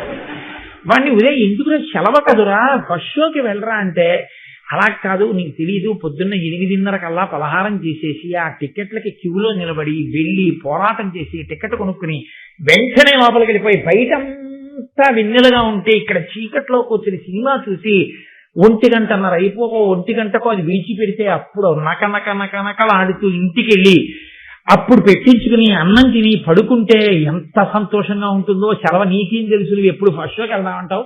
ఆ ఫస్ట్ షోకి వెళ్ళకూడదు, మార్నింగ్ షోకి వెళ్ళాలని వాడికి ఫస్ట్ షోకి వెళ్ళే పిల్ల దొరికితే చాలా కష్టం కదండి. మార్నింగ్ షోకి వెళ్ళే పిల్ల దొరికింది అనుకోండి, వాళ్ళిద్దరూ చట్టాబట్టాలు ఎదుగుపోతారు కాదు. ఇది గుణములు కలవడం చాలా ప్రధానం. అంటే నేను చాలా హేయమైన రీతిలో తీసుకొచ్చి ఉదాహరణ చెప్పాను. గుణములు కలిసాయనుకోండి, వాళ్ళకి నప్పింది, హాయిగా ఉన్నారు, అది ప్రధానం. ఇద్దరూ కలిసి ఉంటే చాలు.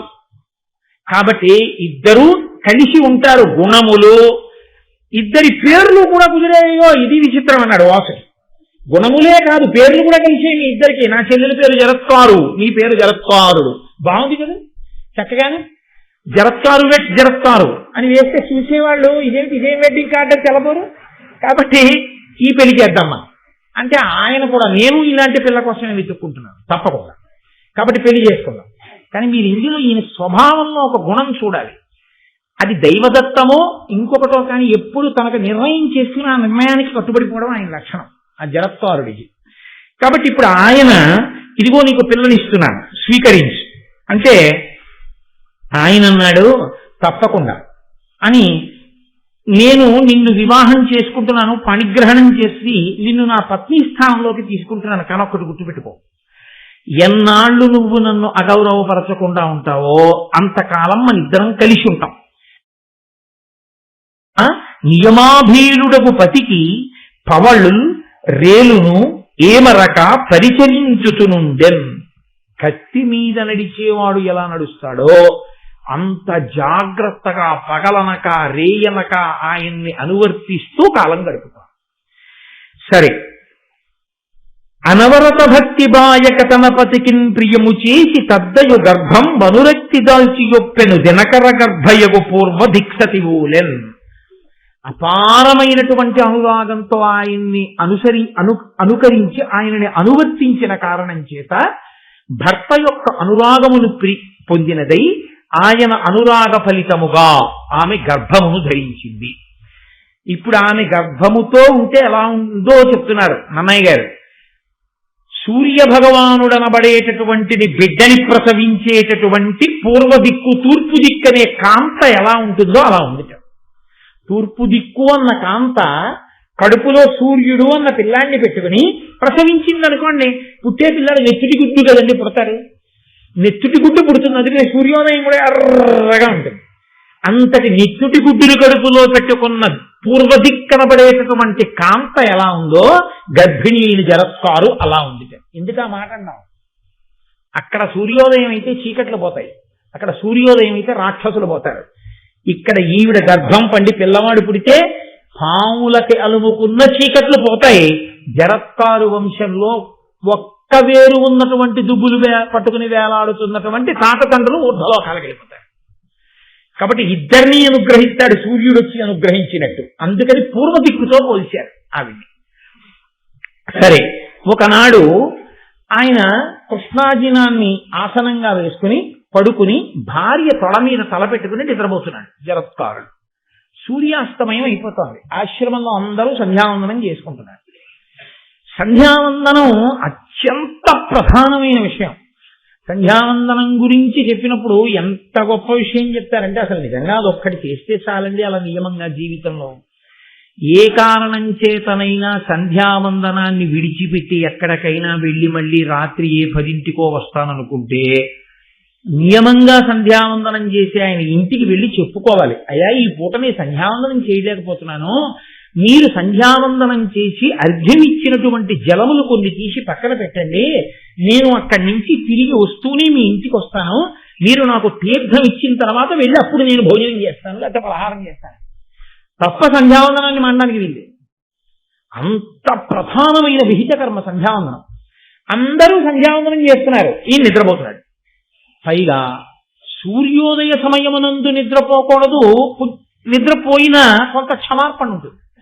సూర్యాస్తమయ సమయంలో ఎట్టి పరిస్థితుల్లో నిద్రపోకూడదు. కాబట్టి నిద్రపోతున్నాడు ఒక తప్పు, సంధ్యావందనం చెయ్యట్లేదు ఒక తప్పు. లేపకపోతే వేళ పట్టున సంధ్యావందనం చెయ్యాలి కదా, చేస్తానని నీకు తెలుసు కదా, నేను నిద్రపోతున్నానని లేపకపోవడం నా ధర్మాన్ని చెరచడం, నన్ను అగౌరవపరచడం కాదా? మీ అన్నయ్య ఇంటికి వెళ్ళిపోంటే. 2, నిద్రపోతున్న వాణ్ణి లేపడం కన్నా మహాపాపం లోకంలో ఇంకోటి లేదు. అందుకే నిద్రపోతున్న వాణ్ణి నిద్ర లేపితే ధర్మకార్యం చెప్పి నిద్ర లేపాలి. ఏదో ధార్మికమైనటువంటిది ఏదో చెప్పాలి, చెప్పి నిద్ర లేపాలి. ఏది ధర్మం చెప్పకుండా నిద్ర లేపితే మహాపాపాన్ని తీసుకెళ్లి నిద్ర లేపిన వాడి ఖాతాలో వేస్తారు. ఒరే లేచి చదువుకోని లేపకూడదు. ఒరే తెల్లవారే ముందు లేచి ఈశ్వరుడికి నమస్కారం చెయ్యాలి కదరా. సూర్యోదయం అయ్యేటటువంటి కాలం బ్రాహ్మీ ముహూర్తం దగ్గరకు వచ్చింది, లేచి ఈశ్వరుడికి నమస్కారం చెయ్యి అనాలి.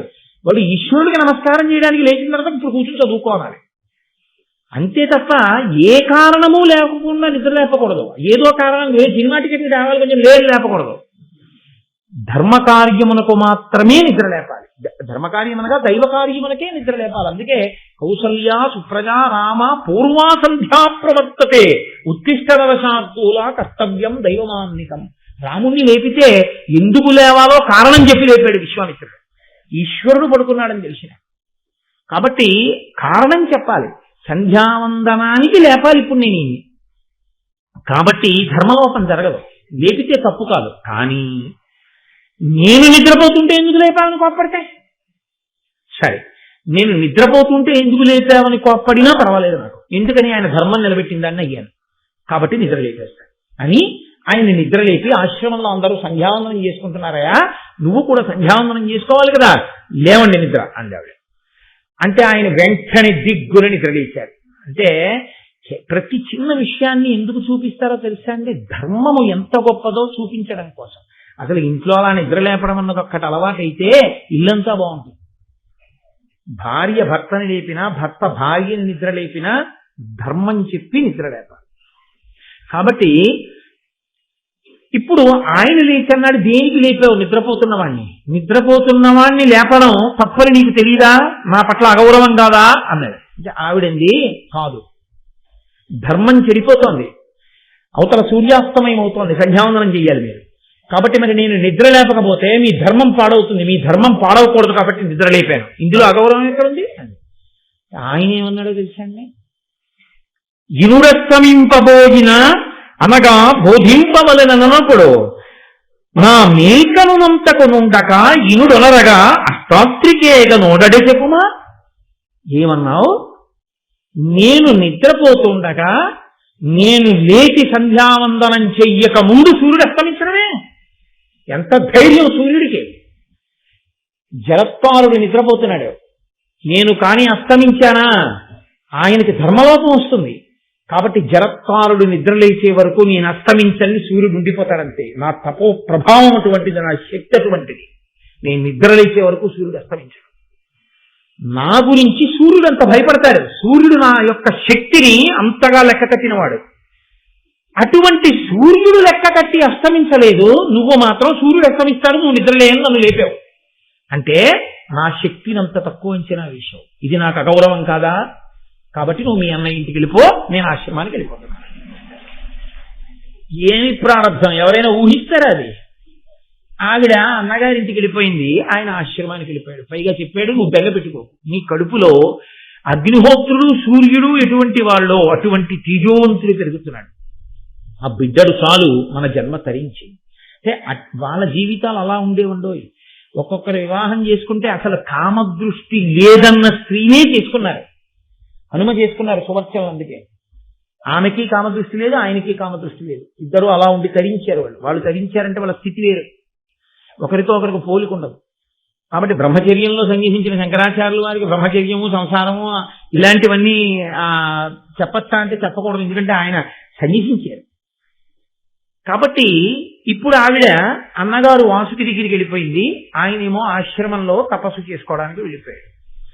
అదొక గొప్ప సంతోషంతో గొప్ప తృప్తితో ఉండేవారు. చాలు మహాతేజోవంతుని యొక్క కుమారునకు నేను తల్లినయ్యాను, నా జన్మ సార్థకత పొందిందని తృప్తి పొందించేవారు వాళ్ళ రోజుల్లో. అంతకన్నా ఇంకా వాళ్ళకి కామోపభోగం మీద దృష్టి ఉండేది కాదు. కాబట్టి ఆయన తపస్సు చేసుకోవడానికి వెళ్ళిపోయాడు. వెళ్ళిపోయిన తరువాత ఆ పూర్ణతేజుడు అపగత పాపుడు అపాకృత భవాను బంధుడు నిజ మాతా పితృపక్ష ప్రబల భయాపహుడు ఆస్తికుడు ఉదితుడై పెరిగే ప్రభన్. ఆ పిల్లవాడు ఆస్తికుడు అనబడేటటువంటి పేరుంచబడిన పిల్లవాడు ఆ జరత్కారు యొక్క గర్భంలో నుండి పుట్టాడు. ఆయన పూర్ణమైనటువంటి తేజస్సు కలిగినటువంటి వాడు, అసలు పాపము తనకి అంటనివాడు, భవబంధములకు చిక్కనివాడు. పుడుతూనే అటు తల్లి వైపు వాళ్ళని ఇటు తండ్రి వైపు వాళ్ళని కూడా తరింపచేసినవాడు. ఎందుకని? ఇప్పుడు జరత్కారుడికి పిల్లలు పుట్టారు కాబట్టి ఆ ఒంటి వేరు పట్టుకుని విరాలాడుతున్న వాళ్ళు ఊర్ధ్వలోకానికి వెళ్ళిపోయారు. ఇటు జరత్కారువుకి పిల్లాడు పుట్టాడు కాబట్టి ఈయన వలన సర్పయాగంలో పడిపోయేటటువంటి పాములైన మేనమామలందరూ బతుకుతారు. కాబట్టి పుట్టడంతోనే అసలు ఏ తపస్సు చెయ్యకుండానే ఇరు వంశాలను ఉద్ధరించినటువంటి మహాపురుషుడు ఆస్తికుడు. ఆయన చవనసుతుడైన ప్రమతితో చదివే సకల వేదాంగంబులు నిజ విమల బుద్ధి మెరిగే సకల శాస్త్రంబుల ఎల్లయందు అధిక సాత్వికుడు అనగజనులు. ఆయన శవనుని యొక్క కుమారుడైనటువంటి ప్రమతి దగ్గర విద్యాభ్యాసం అంతా చేశాడు. ఎందుకు వచ్చింది ఈ మాట? ఇక్కడ ఎక్కడ విడిచిపెట్టిన కథ ఇక్కడికి వచ్చి మళ్ళీ కలుసుకుంది.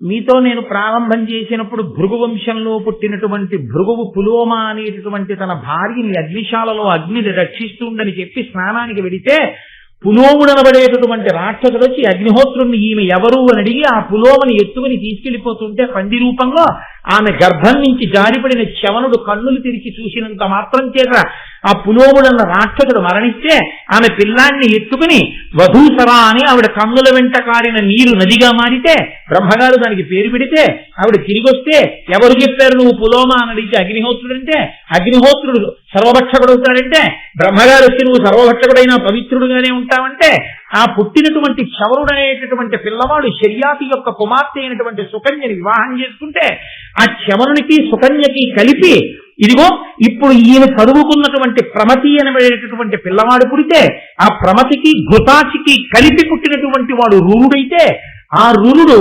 విశ్వావసువు మేనక కలిసినప్పుడు పుట్టినటువంటి పిల్ల అయిన ప్రమద్వర స్థూలకేశుడు అనేటటువంటి ముని ఆశ్రమంలో పెరుగుతున్నప్పుడు ఆమెని పాము కరిస్తే పెళ్లి చేసుకుందాం అనుకున్నప్పుడు ఆయన తన తపస్సు ధారపోస్తానంటే దేవదూత వచ్చి మాట్లాడితే కణాయుద్ధాయంలో సగభాగం ఇస్తే ప్రమద్వర బతికితే ప్రమద్దరని పెళ్లి చేసుకున్న రురుడు పాముల మీద కోపం వచ్చి కనపడిన పాముల్ని కర్ర పెట్టి కొడుతుంటే ఒక పొదలో దుండుబమనేటటువంటి ఒక వృద్ధ పాము కనపడితే ఆ విషం లేని పాము పైకి లేచి నేను సహస్రపాదుడనేటటువంటి మునిని ఖగముడు అనబడేటటువంటి నా స్నేహితుడి మీద గడ్డి పాముని వేయడం వల్ల ఆయనకి కోపం వచ్చి నువ్వు విషం లేని పామువై రురుడు కర్రతో కొట్టినప్పుడు నీకు శాప విమోచనం అవుతుందని అనుగ్రహిస్తే అదిగో ఆ రురుడు కర్ర పట్టుకుని కనబడితే స్థూలకేశుడికి ఆ సహస్రపాదుడికి ఆ రోజున శాప విమోచనమైతే ఆయన రురుడికి ధర్మమంతా చెప్పిన తర్వాత బ్రాహ్మణ ధర్మాన్ని తెలుసుకుని ఆయన హింసా కార్యాన్ని విడిచిపెడితే అదిగో ఆ రురుణ్ణి చూసినటువంటి ఆ సహస్రపాదుడు ఆ రోజున నీ తండ్రి అయినటువంటి ప్రమతి యొక్క శిష్యుడైన ఆస్తికుడు తర్పయాగాన్ని ఆపాడు,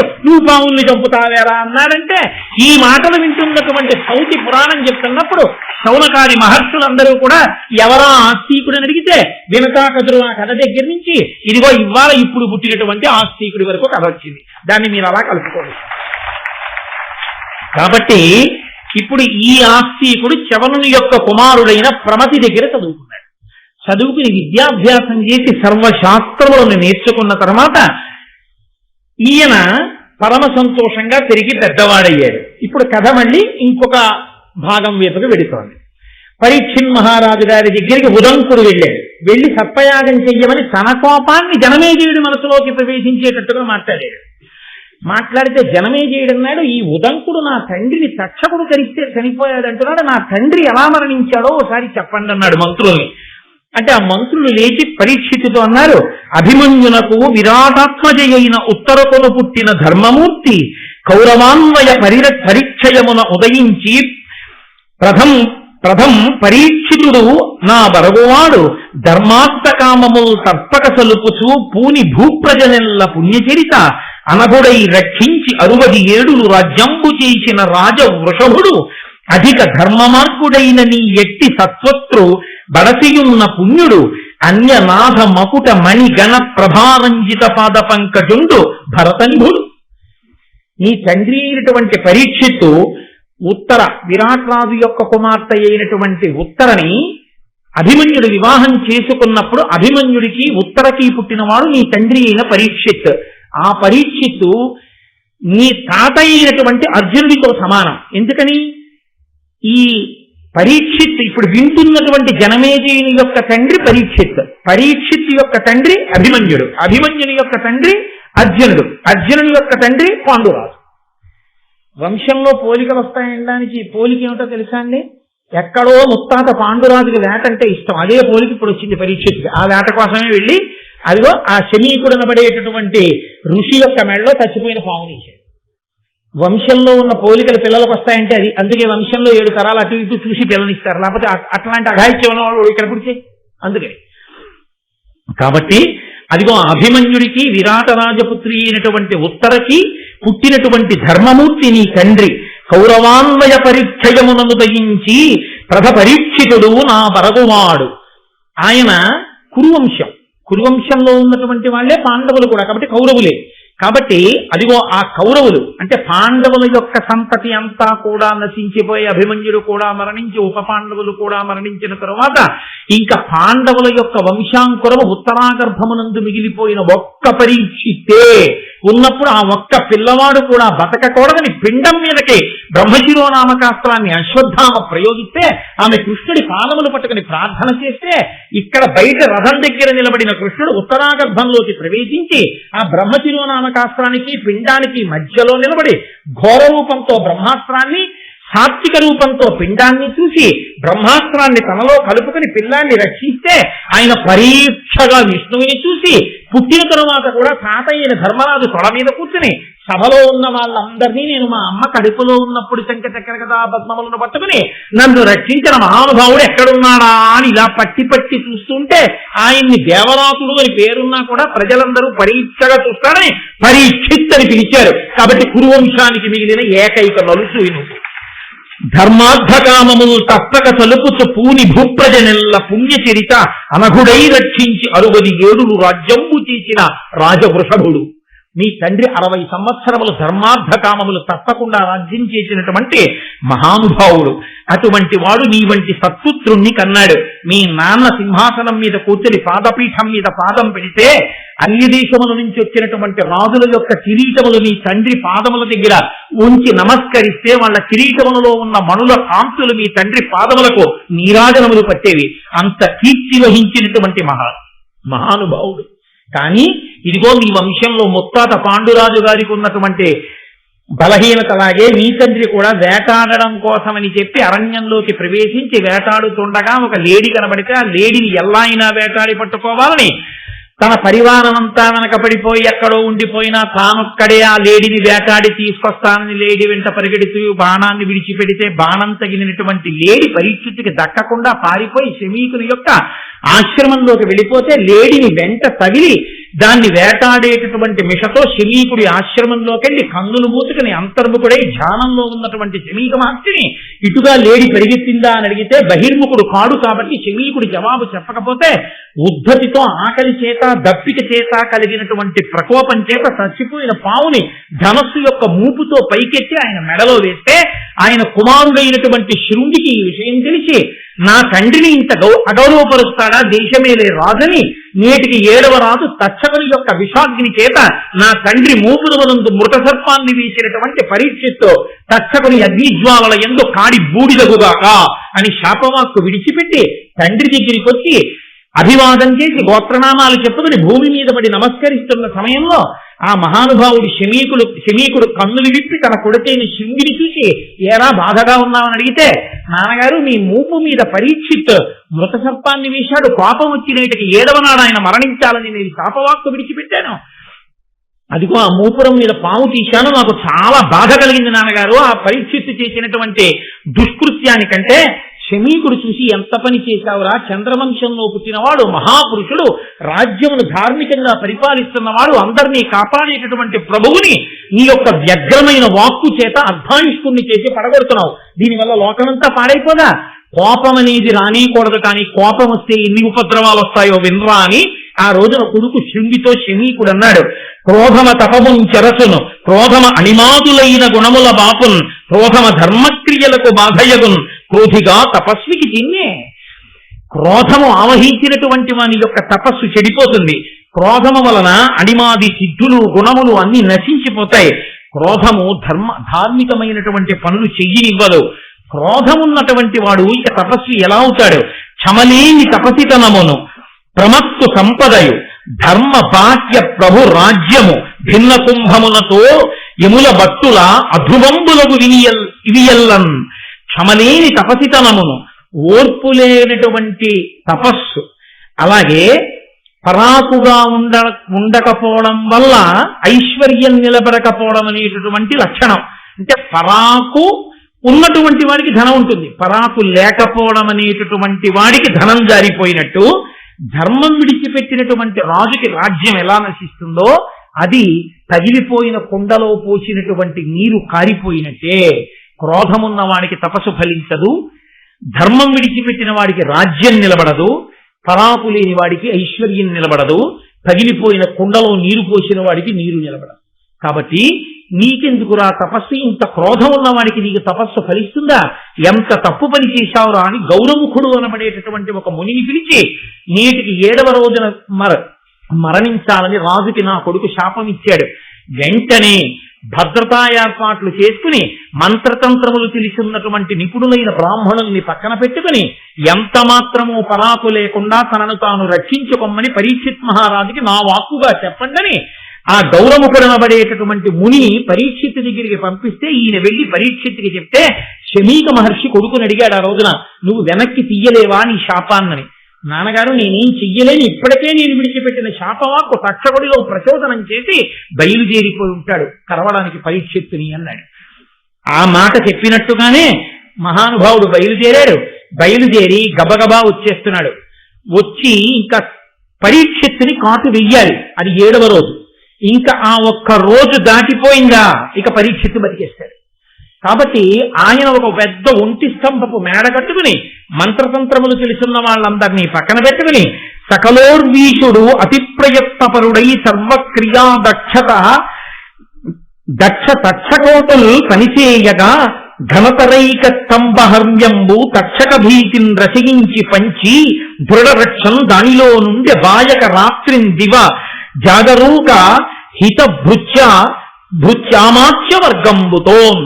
ఆయన బోలెడంత మంది వడ్రంగుల్ని కార్మికుల్ని పిలిచి ఒంటి స్తంభపు మేడ కట్టించుకుని అందులో తన యొక్క భృత్యుల్ని మంత్రుల్ని చుట్టూ పెట్టుకుని విషాన్ని విరగొట్టగలిగినటువంటి మంత్రాలు తెలుసున్న వాళ్ళని తంత్రనిపుణుల్ని సిద్ధంగా పెట్టుకుని అందులోనే ఉంటూ 7 రోజులు అయ్యే వరకు నేను కిందకి దిగిరానని ఆ ఒంటి స్తంభపు మేడలో కూర్చున్నాడు.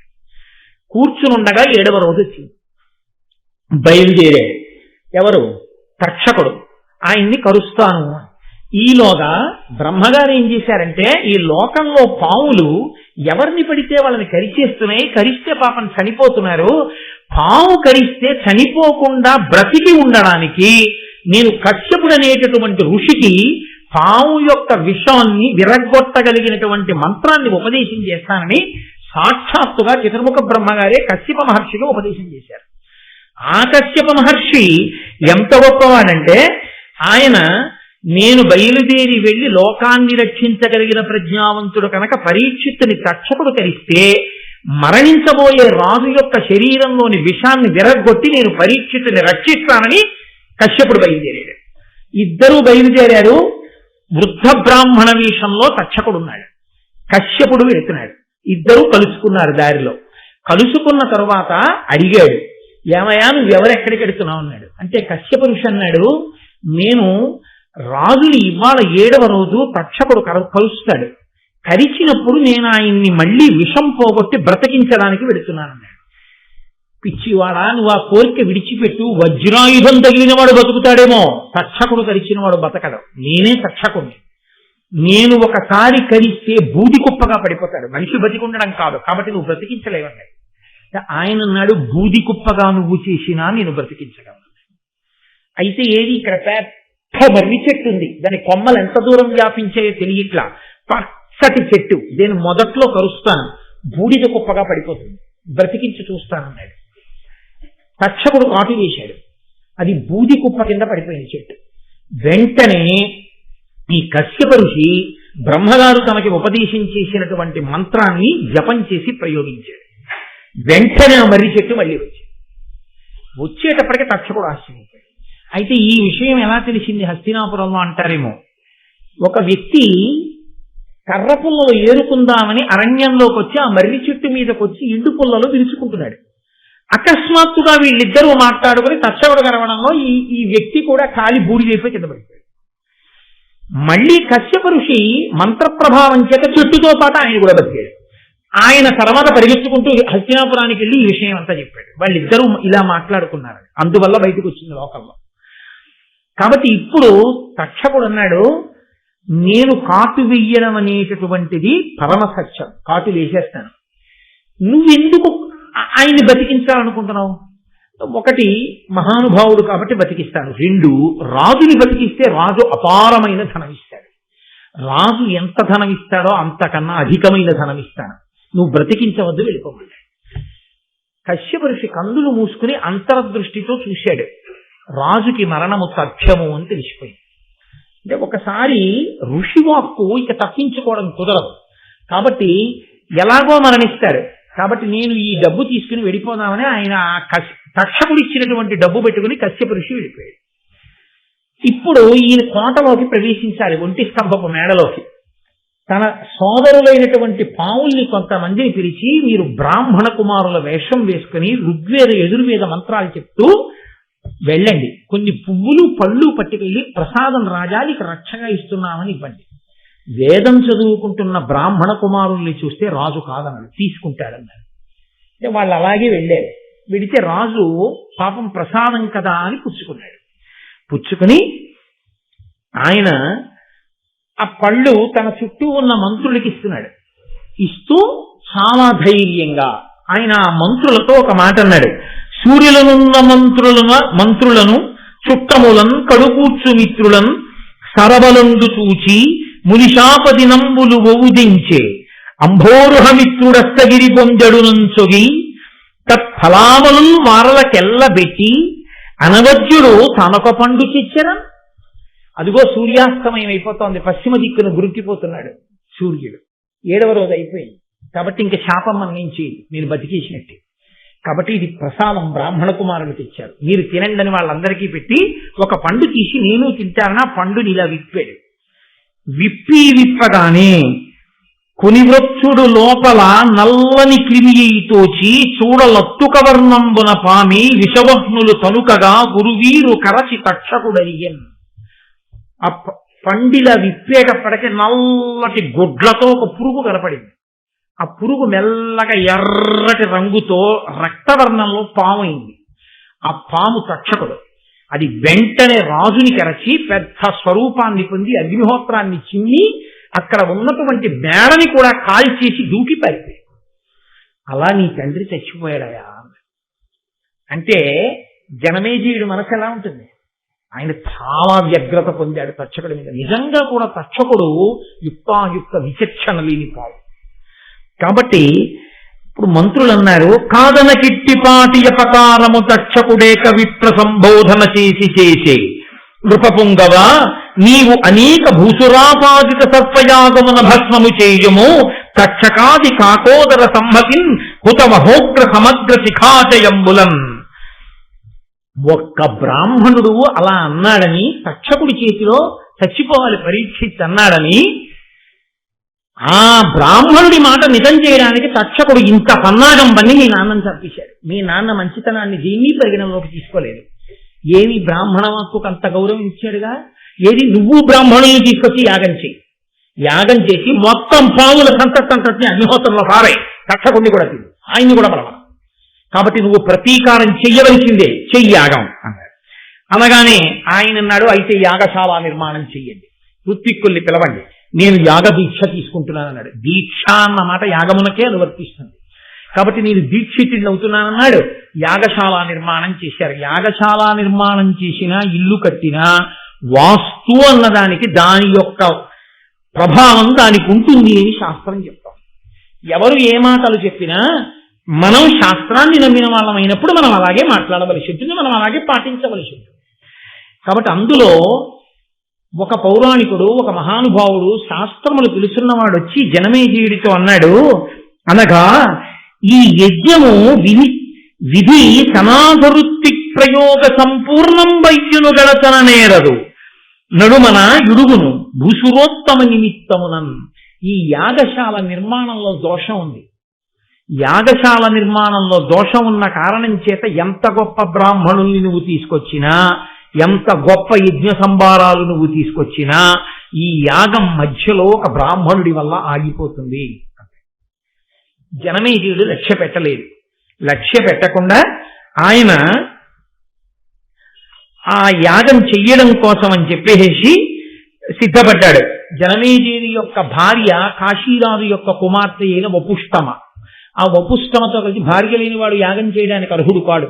కాబట్టి భార్యాసహితుడై యజ్ఞదీక్షితుడై ఆ సర్పయాగం చెయ్యడానికి కూర్చున్నాడు. బ్రాహ్మణులందరూ కూర్చున్నారు. ఒక్కొక్క పాము పేరు పిలుస్తున్నారు.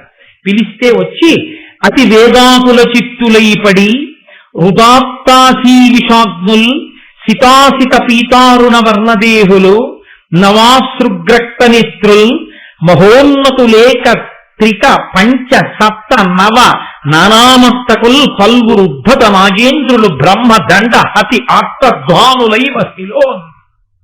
బ్రహ్మదండం పెట్టి కొడితే పడిపోయినట్టుగా ఒక్కొక్క పేరు చెప్పి బ్రాహ్మణులు పిలుస్తుంటే ఋత్విక్కులు 1 పడగ పాము, 3 పడగల పాములు, 5 పడగల పాములు, 9 పడగల పాములు, పెక్కుతలలో కలిగినటువంటి పాములు, పసుపు రంగు పాములు, తెల్ల రంగు పాములు, ఎర్ర రంగు పాములు, నల్ల రంగు పాములు, పొడుగు పాములు, పొట్టి పాములు, లావు పాములు, సన్న పాములు, ఇన్ని పాములు ఆకాశంలో గిరగిరా తిరుగుతూ విషాన్ని చిమ్ముతూ అగ్నిహోత్రంలో పడిపోయి తలలు పగిలిపోతుంటే పెగిలిన శబ్దం చేస్తూ అరుస్తూ విషం జిమ్ముతూ అగ్నిహోత్రంలో కాలిపోతుంటే దిక్చక్రమంతా సర్పముల యొక్క వింతధ్వనులతో మారుమోగింది.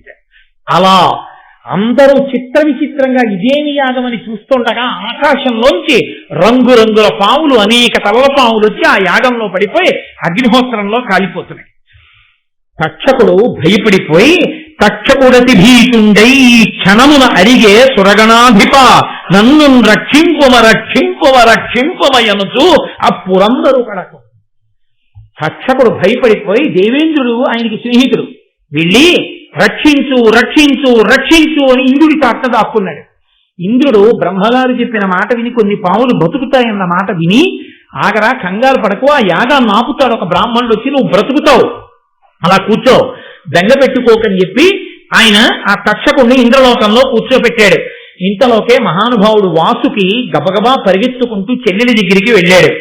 వెళ్ళి, అమ్మా, ఈ మహానుభావుడు జనమేజయుడు చేస్తున్న యజ్ఞంలో నీ సోదరులమైనటువంటి మా జాతి అంతా పడిపోతోంది, ఇప్పటికే కొన్ని లక్షల పాములు కాలిపోయాయి, వెంటనే నా మేనల్లుడైన ఆస్తికుణ్ణి పంపించమ్మా, నీ పేరు జరత్కారు, నిన్ను జరత్కారులకిచ్చి వివాహం చేసింది మీ ఇద్దరికీ పుట్టే పిల్లాడి వల్ల సర్పజాతిని కాపాడడానికి, కాబట్టి వెంటనే నీ కొడుకుని పంపు అన్నాడు. అంటే కడవడి మున్ను సింగడు కొని పడినవియు కాని కద్రాసుతులం పడనీకింక అవశ్యము నుడిగింతును సర్పయాగ మోడకుడింకన్.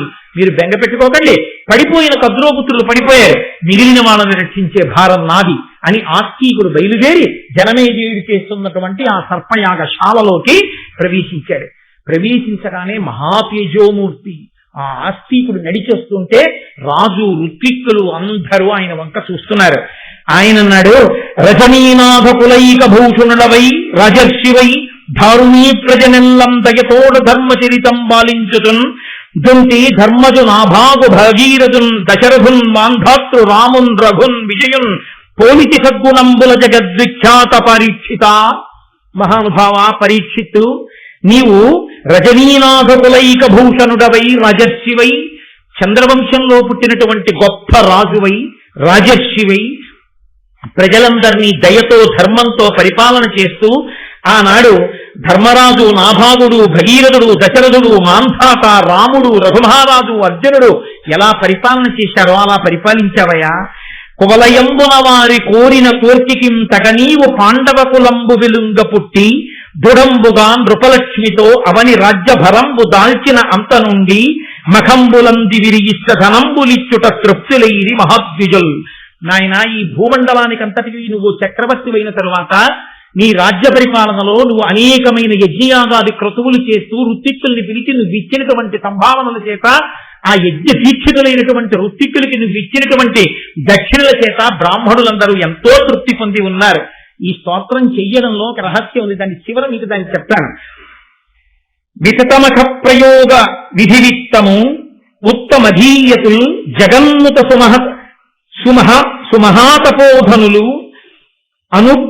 అనుగ్రహ నిగ్రహ శక్తియుక్తులీకృతువున ఋత్వికుల్ కమలగర్భసమానులు పూర్వ దిక్పతి క్రతువున యజకోత్తముల కంటే ప్రసిద్ధులు సర్వ విద్యలం. నువ్వు ఇక్కడ నిమంత్రణం చేసినటువంటి ఋత్విక్కులున్నారే, వాళ్ళు ఆగ్రహించినా అనుగ్రహించినా ఏదైనా చెయ్యగలిగినటువంటి సమర్థులు. ఒకానొక నాడు బ్రహ్మగారు చేసినటువంటి యజ్ఞం ఉందే పూర్వదిక్కున, ఆ చేసినటువంటి యజ్ఞం కన్నా ఇవాళ నువ్వు చేస్తున్నటువంటి యజ్ఞం, ఇక్కడ కూర్చున్నటువంటి ఈ ఋత్విక్కులు గొప్పవాళ్ళయా. అమ్మనుజేంద్రుడైన నలు యజ్ఞము, ధర్మరాజ రాజసూయ యజ్ఞము, ప్రయాగ చేసిన ప్రజాపతి యజ్ఞము, పాశపాణి యజ్ఞమును, కృష్ణు యజ్ఞము, నిశాకరు యజ్ఞము, నీ మనోజ్ఞ యజ్ఞమును ఒక్క రూప విలసన్ మహిమం కురువంశవర్ధన. ఓ కురువంశవర్ధన, పరీక్షిత్తు, నువ్వు చేసినటువంటి ఈ యాగం ఎంత గొప్పదో తెలుసా. ఒకనాడు మహారాజైనటువంటి నలుడు చేసిన యజ్ఞం, ధర్మరాజు చేసిన రాజసూయాగం, ప్రయాగలో బ్రహ్మగారు చేసినటువంటి యజ్ఞం, పాశం చేతిలో పెట్టుకునేటటువంటి వరుణుడు చేసినటువంటి యజ్ఞం, కృష్ణుడు చేసినటువంటి యజ్ఞం, చంద్రుడు చేసినటువంటి యజ్ఞం, నువ్వు చేసిన యజ్ఞం, ఇవయ్యా యజ్ఞాలంటే. ఎంత గొప్ప యజ్ఞం చేశావయ్యా. అసలు యజ్ఞాలకన్నిటికీ నీ యజ్ఞం ఎందుకు గొప్పదో తెలుసా. ఒక మహానుభావుడు ఇక్కడ కూర్చున్నాడు ఈ యజ్ఞంలో. విద్వన్ముఖ్యుడు ధర్మమూర్తి త్రిజగద్విఖ్యాత తేజుండు కృష్ణ ద్వైపాయనుడే గుదించి సుత శిష్య బ్రహ్మ సంఘంబుతో తద్వద్యుండు సదస్యుడయ్యే అని శక్యంబ వర్ణింప సాక్షాత్ విష్ణుండవ నీవు భూపతులలో కౌరవ్య వంశాగ్రని. మహానుభావుడు అపారమైన విద్వత్తు కలిగిన వాడు, ధర్మమూర్తి, 3 లోకముల యందు ఖ్యాతి గడించినటువంటి వాడు, కృష్ణద్వైపాయనుడన్న పేరు కలిగినటువంటి వాడు, వేదవ్యాసుడు శిష్య ప్రశిష్యులతో వచ్చి ఈ యాగంలో కూర్చుని ఈ యజ్ఞాన్నంతటినీ పరీక్షిస్తున్నాడు, పరిశీలనం చేస్తున్నాడు. అంతటి మహానుభావుడు వచ్చి కూర్చున్నాడంటే ఈ యాగం ఎంత గొప్పదో ఇంకా వేరే చెప్పాలా నాయన. ఆర్తిహర క్రియాభిరతుడై కృత సన్నిధి అయి ప్రదక్షిణావర్త శిఖగ్రహస్తముల వహ్ని మహాద్విజ దివ్య మంత్ర నిర్వర్తిత హవ్యముల్ కొనుచు వారిజ వైరి కులీష నీకు సంపూర్ణ మనోరథంబులను పుణ్యఫలంబులనిచ్చుతుండెడన్. నువ్వు చేసేటటువంటి యాగాల్లో అగ్నిహోత్రుడు సంతతము నీ పక్కన కూర్చుని హవిస్సులను స్వీకరిస్తూ కుడి పక్కకి తిరిగేటటువంటి జ్వాలలు కలవాడై, అంటే శుభశకునంతో నిరంతరము నీ కోరికలను ఈడేర్చేవాడగుగాక, నీవు అంత కీర్తివంతుడవగుగాక అని ఆశీర్వచనం చేశాడు. అంటే ఇంత కీర్తి గణించిన వంశంలో పుట్టినవాడివి, ఇంత దయాళువి, ఇంత పేరు తెచ్చుకున్న వాడివి, ఇంతమంది పెద్దల్ని కూర్చోబెట్టి యాగం చేస్తున్న వాడివి, ఇంతకు ముందు నీ యాగాలు చేసిన వాడివి, ఇంత దాన ధర్మాలు చేసిన వాడివి, ఏదో నిమిత్తం లేకుండా నింద లేకుండా బొందిపోతుందా? ఏదో కారణానికి మొత్తం మీద తండ్రి పడిపోవలసి వచ్చింది, పడిపోయాడు. ఆ నింద కాకపోతే వేరో కారణానికి వెళ్ళిపోతాడు. దానికి మనసులో క్రౌర్యం పెట్టుకుని యాగం చేసుకుని నీ చరిత్రకంతటికి మద్దతిచ్చుకుంటావా? చెయ్యవచ్చా ఇలాంటి యాగాలు? ఆంతరమైనటువంటి ప్రశ్న. వెంటనే చాలా సంతోషించి ఆయన అన్నాడు, ఆ జనమేజయుడు, మహానుభావ, నీ దివ్యమైనటువంటి తేజస్సు, నీ వాక్కులు చూస్తుంటే చాలా సంతోషంగా ఉందయా, నీకేం కావాలి చెప్పిచ్చేస్తానన్నాడు. వెంటనే ఆస్తికుడు అన్నాడు, మానిత సత్యవాక్య అభిమన్యు గుణోద్వ శాంతమన్యు సంతానుడవై దయాభినిరత స్థితి నీవు మదీయ వంధు సంతాన మనోజ్వరంబు పరతంబుగ నాకు ప్రియంబుగా మహోర్వీనుత సత్వయాగముడి వింపము కాముము సర్వసంహతిన్. నీవు నా బంధువులైనటువంటి సర్పములన్నీ ఇందులో పడిపోయి ఇలా కాలిపోయి మరణించకుండా వాళ్ళ మనోవేదన తీరేటట్టుగా, నేను సంతోషించేటట్టుగా నీవు దయతో ప్రాణుల పట్ల కక్ష పెంచుకోవడం అనేటటువంటిదే విషం, ప్రాణుల పట్ల దయ పెంచుకోవడమే అమృతం. కాబట్టి నాయన నువ్వు వేరుగా అమృతం తాగక్కర్లేదు, దయతో ఉండడమే అమృతం తాగడం.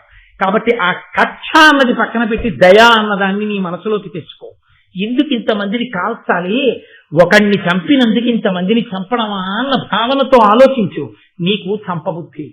కాబట్టి పరమదయతో ఈ యజ్ఞాన్ని ఇక్కడతో ఇంకా ఆపు చేసి, చనిపోయిన వాళ్ళు చనిపోయారు, ఇంకా ఇప్పటికైనా ఆపితే నా బంధుకులం, నా తల్లివైపు బంధువులు సర్పాలు, మిగిలిన వాళ్ళు సంతోషిస్తారు. అనిన సదస్యులందరూ ప్రియంబున ఇట్టి విశిష్ట విప్రముఖ్యునకు మహాతపోధనన కుంతకు పత్రునకెద్ది ఇచ్చినన్ ధనముగన క్షయంబగును కావున ఈ ద్విజనాథు కోర్క పెంపున మృతతేజగాతకదు భూవలయేశ్వర ఇము నిమ్మితో. ఇటువంటి మహానుభావుడు, తేజోమూర్తి, తపశ్శాలి అయినటువంటి వాడు సభామంటపంలోకి వచ్చి నాకు ఇది కావాలి అని అడిగితే అది ఇచ్చినంత మాత్రం చేత అక్షయమైనటువంటి ఫలితాలను ఇస్తుంది. అంతటి మహానుభావుడు వచ్చి యాచించడమే గొప్ప. అటువంటి వాడు వచ్చి యాచించడం కన్నా అదృష్టం ఏముంటుందా? ఇవాళ నువ్వు యాగం ఒకందుకు మొదలెట్టావు, నీ అదృష్టం పండి ఆయన ఒకందుకు వచ్చాడు. ఆయన మనస్సులో పుట్టిన కోరిక తీర్చి నువ్వు ఈ యాగం ఆపే, ఆయన మనసు సంతోషించిందా, నువ్వు అపారమైనటువంటి పుణ్యాన్ని పొందుతావు. కొడుకంత పుణ్యం చేశాడా, నీ తండ్రి ఉన్నత గతులు పొందుతాడు. ఇంకింతకన్నా ఏం కావాలి? కాబట్టి ఆపేసే యాగాన్ని అన్నారు. వెంటనే ఆ యాగాన్ని ఆపు చేశారు. కానీ అప్పటికే అక్కడ ఉన్న ఋత్విక్కులు చెప్పినటువంటి మంత్రముల వలన తక్షకుడు అగ్నిహోత్రాన్ని వెదజల్లుతూ ఇంద్రుడి సింహాసనం నుంచి వేరైపోయి ఆయన మంత్రశక్తికి ఆగలేక ఆకాశంలో తన్నుకుంటూ వచ్చి హోమగుండంలో పడిపోతున్నాడు. పడిపోతుంటే వెంటనే ఆస్తికుడు ఆయనని, అలా ఉండు, నీకేం భయం లేదు, ఆగు, నువ్వు పడక్కర్లేదంటే యాగాగ్ని ఎందు అన్నాడు. ఆస్తికుని యొక్క నోటి మాట ప్రభావానికి అగ్నిహోత్రంలో పడిపోతున్న తక్షకుడు తప్పకుని పక్కకెళ్ళి పడ్డాడు, పడి బ్రతికిపోయాడు. ఆ కారణం చేత ఇప్పటికీ ఎక్కడ ఆస్తికుని యొక్క కథని చెప్పుకుంటారో, ఎక్కడ ఆస్తిక మహర్షిని తలుచుకుంటారో అక్కడ ఎంత విషపూరితమైన సర్పములు తలలు దించేస్తాయిట. ఆస్తికుడి కథ విన్నవారి జోలికి, భక్తితో ఆయనకి నమస్కరించిన వారి జోలికి పాములు రావు. కాదు, అసలు వనర జరత్కారు మునీంద్రునకు జరత్కారునకు సుతుండైన మహామునివరు ఆస్తికుని ముదమున తలచిన వరభయము పొందరు జనులు.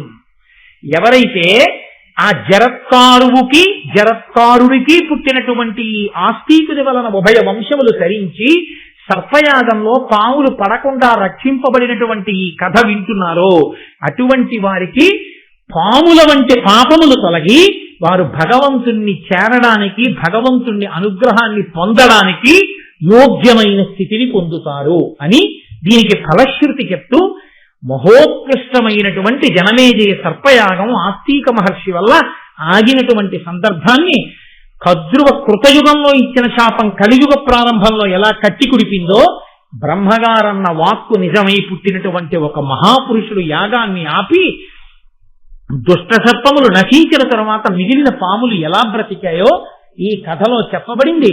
అంటే ఒకసారి మహాపురుషులైనటువంటి వారు కోపంతో కాని అనుగ్రహంతో కాని ఒక వాక్కుని విడిచిపెట్టేశారో అది ఎప్పుడో అప్పుడు అనుభవంలోకి వచ్చి తీరుతుంది అని మనకి అనేకమైనటువంటి ధర్మ సూక్ష్మములతో కూడినటువంటి ఈ కథాభాగాన్ని మహానుభావుడు మనకు అందించి నన్నయ్య భట్టారకుడు మనని కృతార్థుల్ని చేశారు.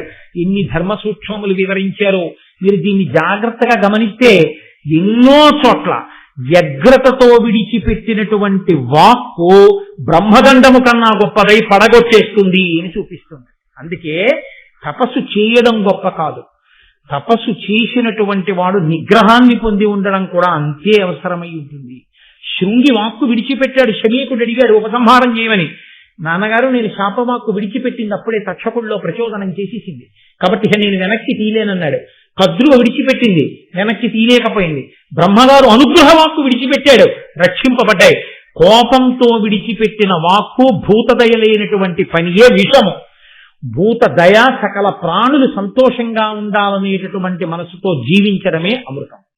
కాబట్టి నువ్వు అమృతము తాగి ఉండాలి అన్న కోరిక నీకు ఉంటే నువ్వు భూతదయతో అందరి పట్ల కారుణ్యంతో సంతోషంగా భగవంతుణ్ణి అందరి యందు చూస్తూ ప్రేమతో జీవించడమే మార్గము అని అన్యాపదేశంగా నన్నయ్య భట్టారకుడు ఋషితుల్యుడు కనుక సమస్త జాతికి ఉద్బోధ చేసి కక్షలు కార్పణ్యములు మంచివి కావని ఉద్బోధ చేసినటువంటి పరమోత్కృష్టమైన వాక్కుతో ఈనాటి ఈ ఉపన్యాసాన్ని పూర్తి చేస్తూ రేపటి రోజు నుంచి చెప్పేటటువంటి ఘట్టములన్నీ కూడా నేను ఇది ఏదో మీకు ఆ కాకతాళీయంగా చెప్తున్న మాట అని మీరు స్వీకరించద్దు.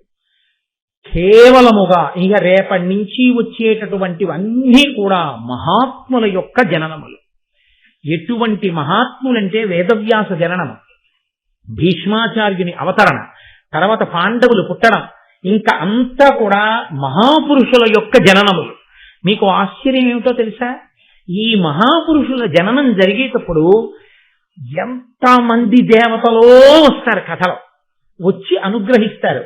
వాగ్రూపంగా ఇంతమంది దేవతలు ఆది పర్వంలో రావడం పూర్తవగాని 5, 6, 7 తారీఖుల్లో చెప్పుకున్న భారతంలో దేవతల్ని పిలిచిన పిలుపు వృథా అవ్వకుండా అది ఈశ్వరుడు అనుగ్రహం. అంటే 5, 6, 7 తారీఖుల్లో పక్కన బ్రహ్మాండమైన యాగశాల నిర్మాణం జరుగుతుంది.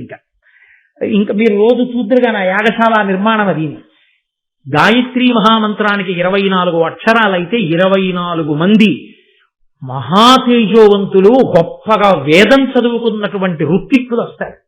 24 మంది ఋత్విక్కులు అక్కడ బ్రహ్మాండమైన యాగం చేసి దేవతలందరికీ హవిస్సులు ఇస్తారు. మనం ఆ యాగశాలకి ప్రదక్షిణం మహాభారత శ్రవణం. ఇది పూర్తయిన తర్వాత అక్కడ మంటపంలో పెట్టినటువంటి మంత్రపూరితమైన జలములతో కూడిన కలశ పట్టుకుని స్వామివారి దేవాలయం పైకెక్కి కుంభాభిషేకం చేస్తారు 7వ తారీఖు సుముహూర్తంలో. ఒక పక్క ఆదిపర్వం, ఒక పక్క సర్వోత్కృష్టమైనటువంటి కుంభాభిషేకం. 2 ఘట్టములు ఏకకాలంలో ఆదిపర్వం పూర్తవుతుంటే మహాకుంభాభిషేకంతో పూర్తవుతుంది. ఇక ఇంతకన్నా అదృష్టం ఎవరిని పట్టుకుంటుంది? మన అదృష్టం అయ్యప్ప స్వామి అనుగ్రహించి ఆదిపర్వం మహాభారతం ఎప్పుడు చెప్పబడుతుందో, ఎప్పుడు మహాపురుష జననం ఇక్కడ వినబడుతుందో అప్పుడు నా దేవాలయానికి కుంభాభిషేకం అన్నాడు. అందుకే ఇంతకాలం ఆగిపోయింది. ఆదిపర్వం ప్రారంభించగానే సుముహూర్తం నిర్ణయం అయిపోయింది, యాగశాల ప్రారంభం అయిపోతోంది.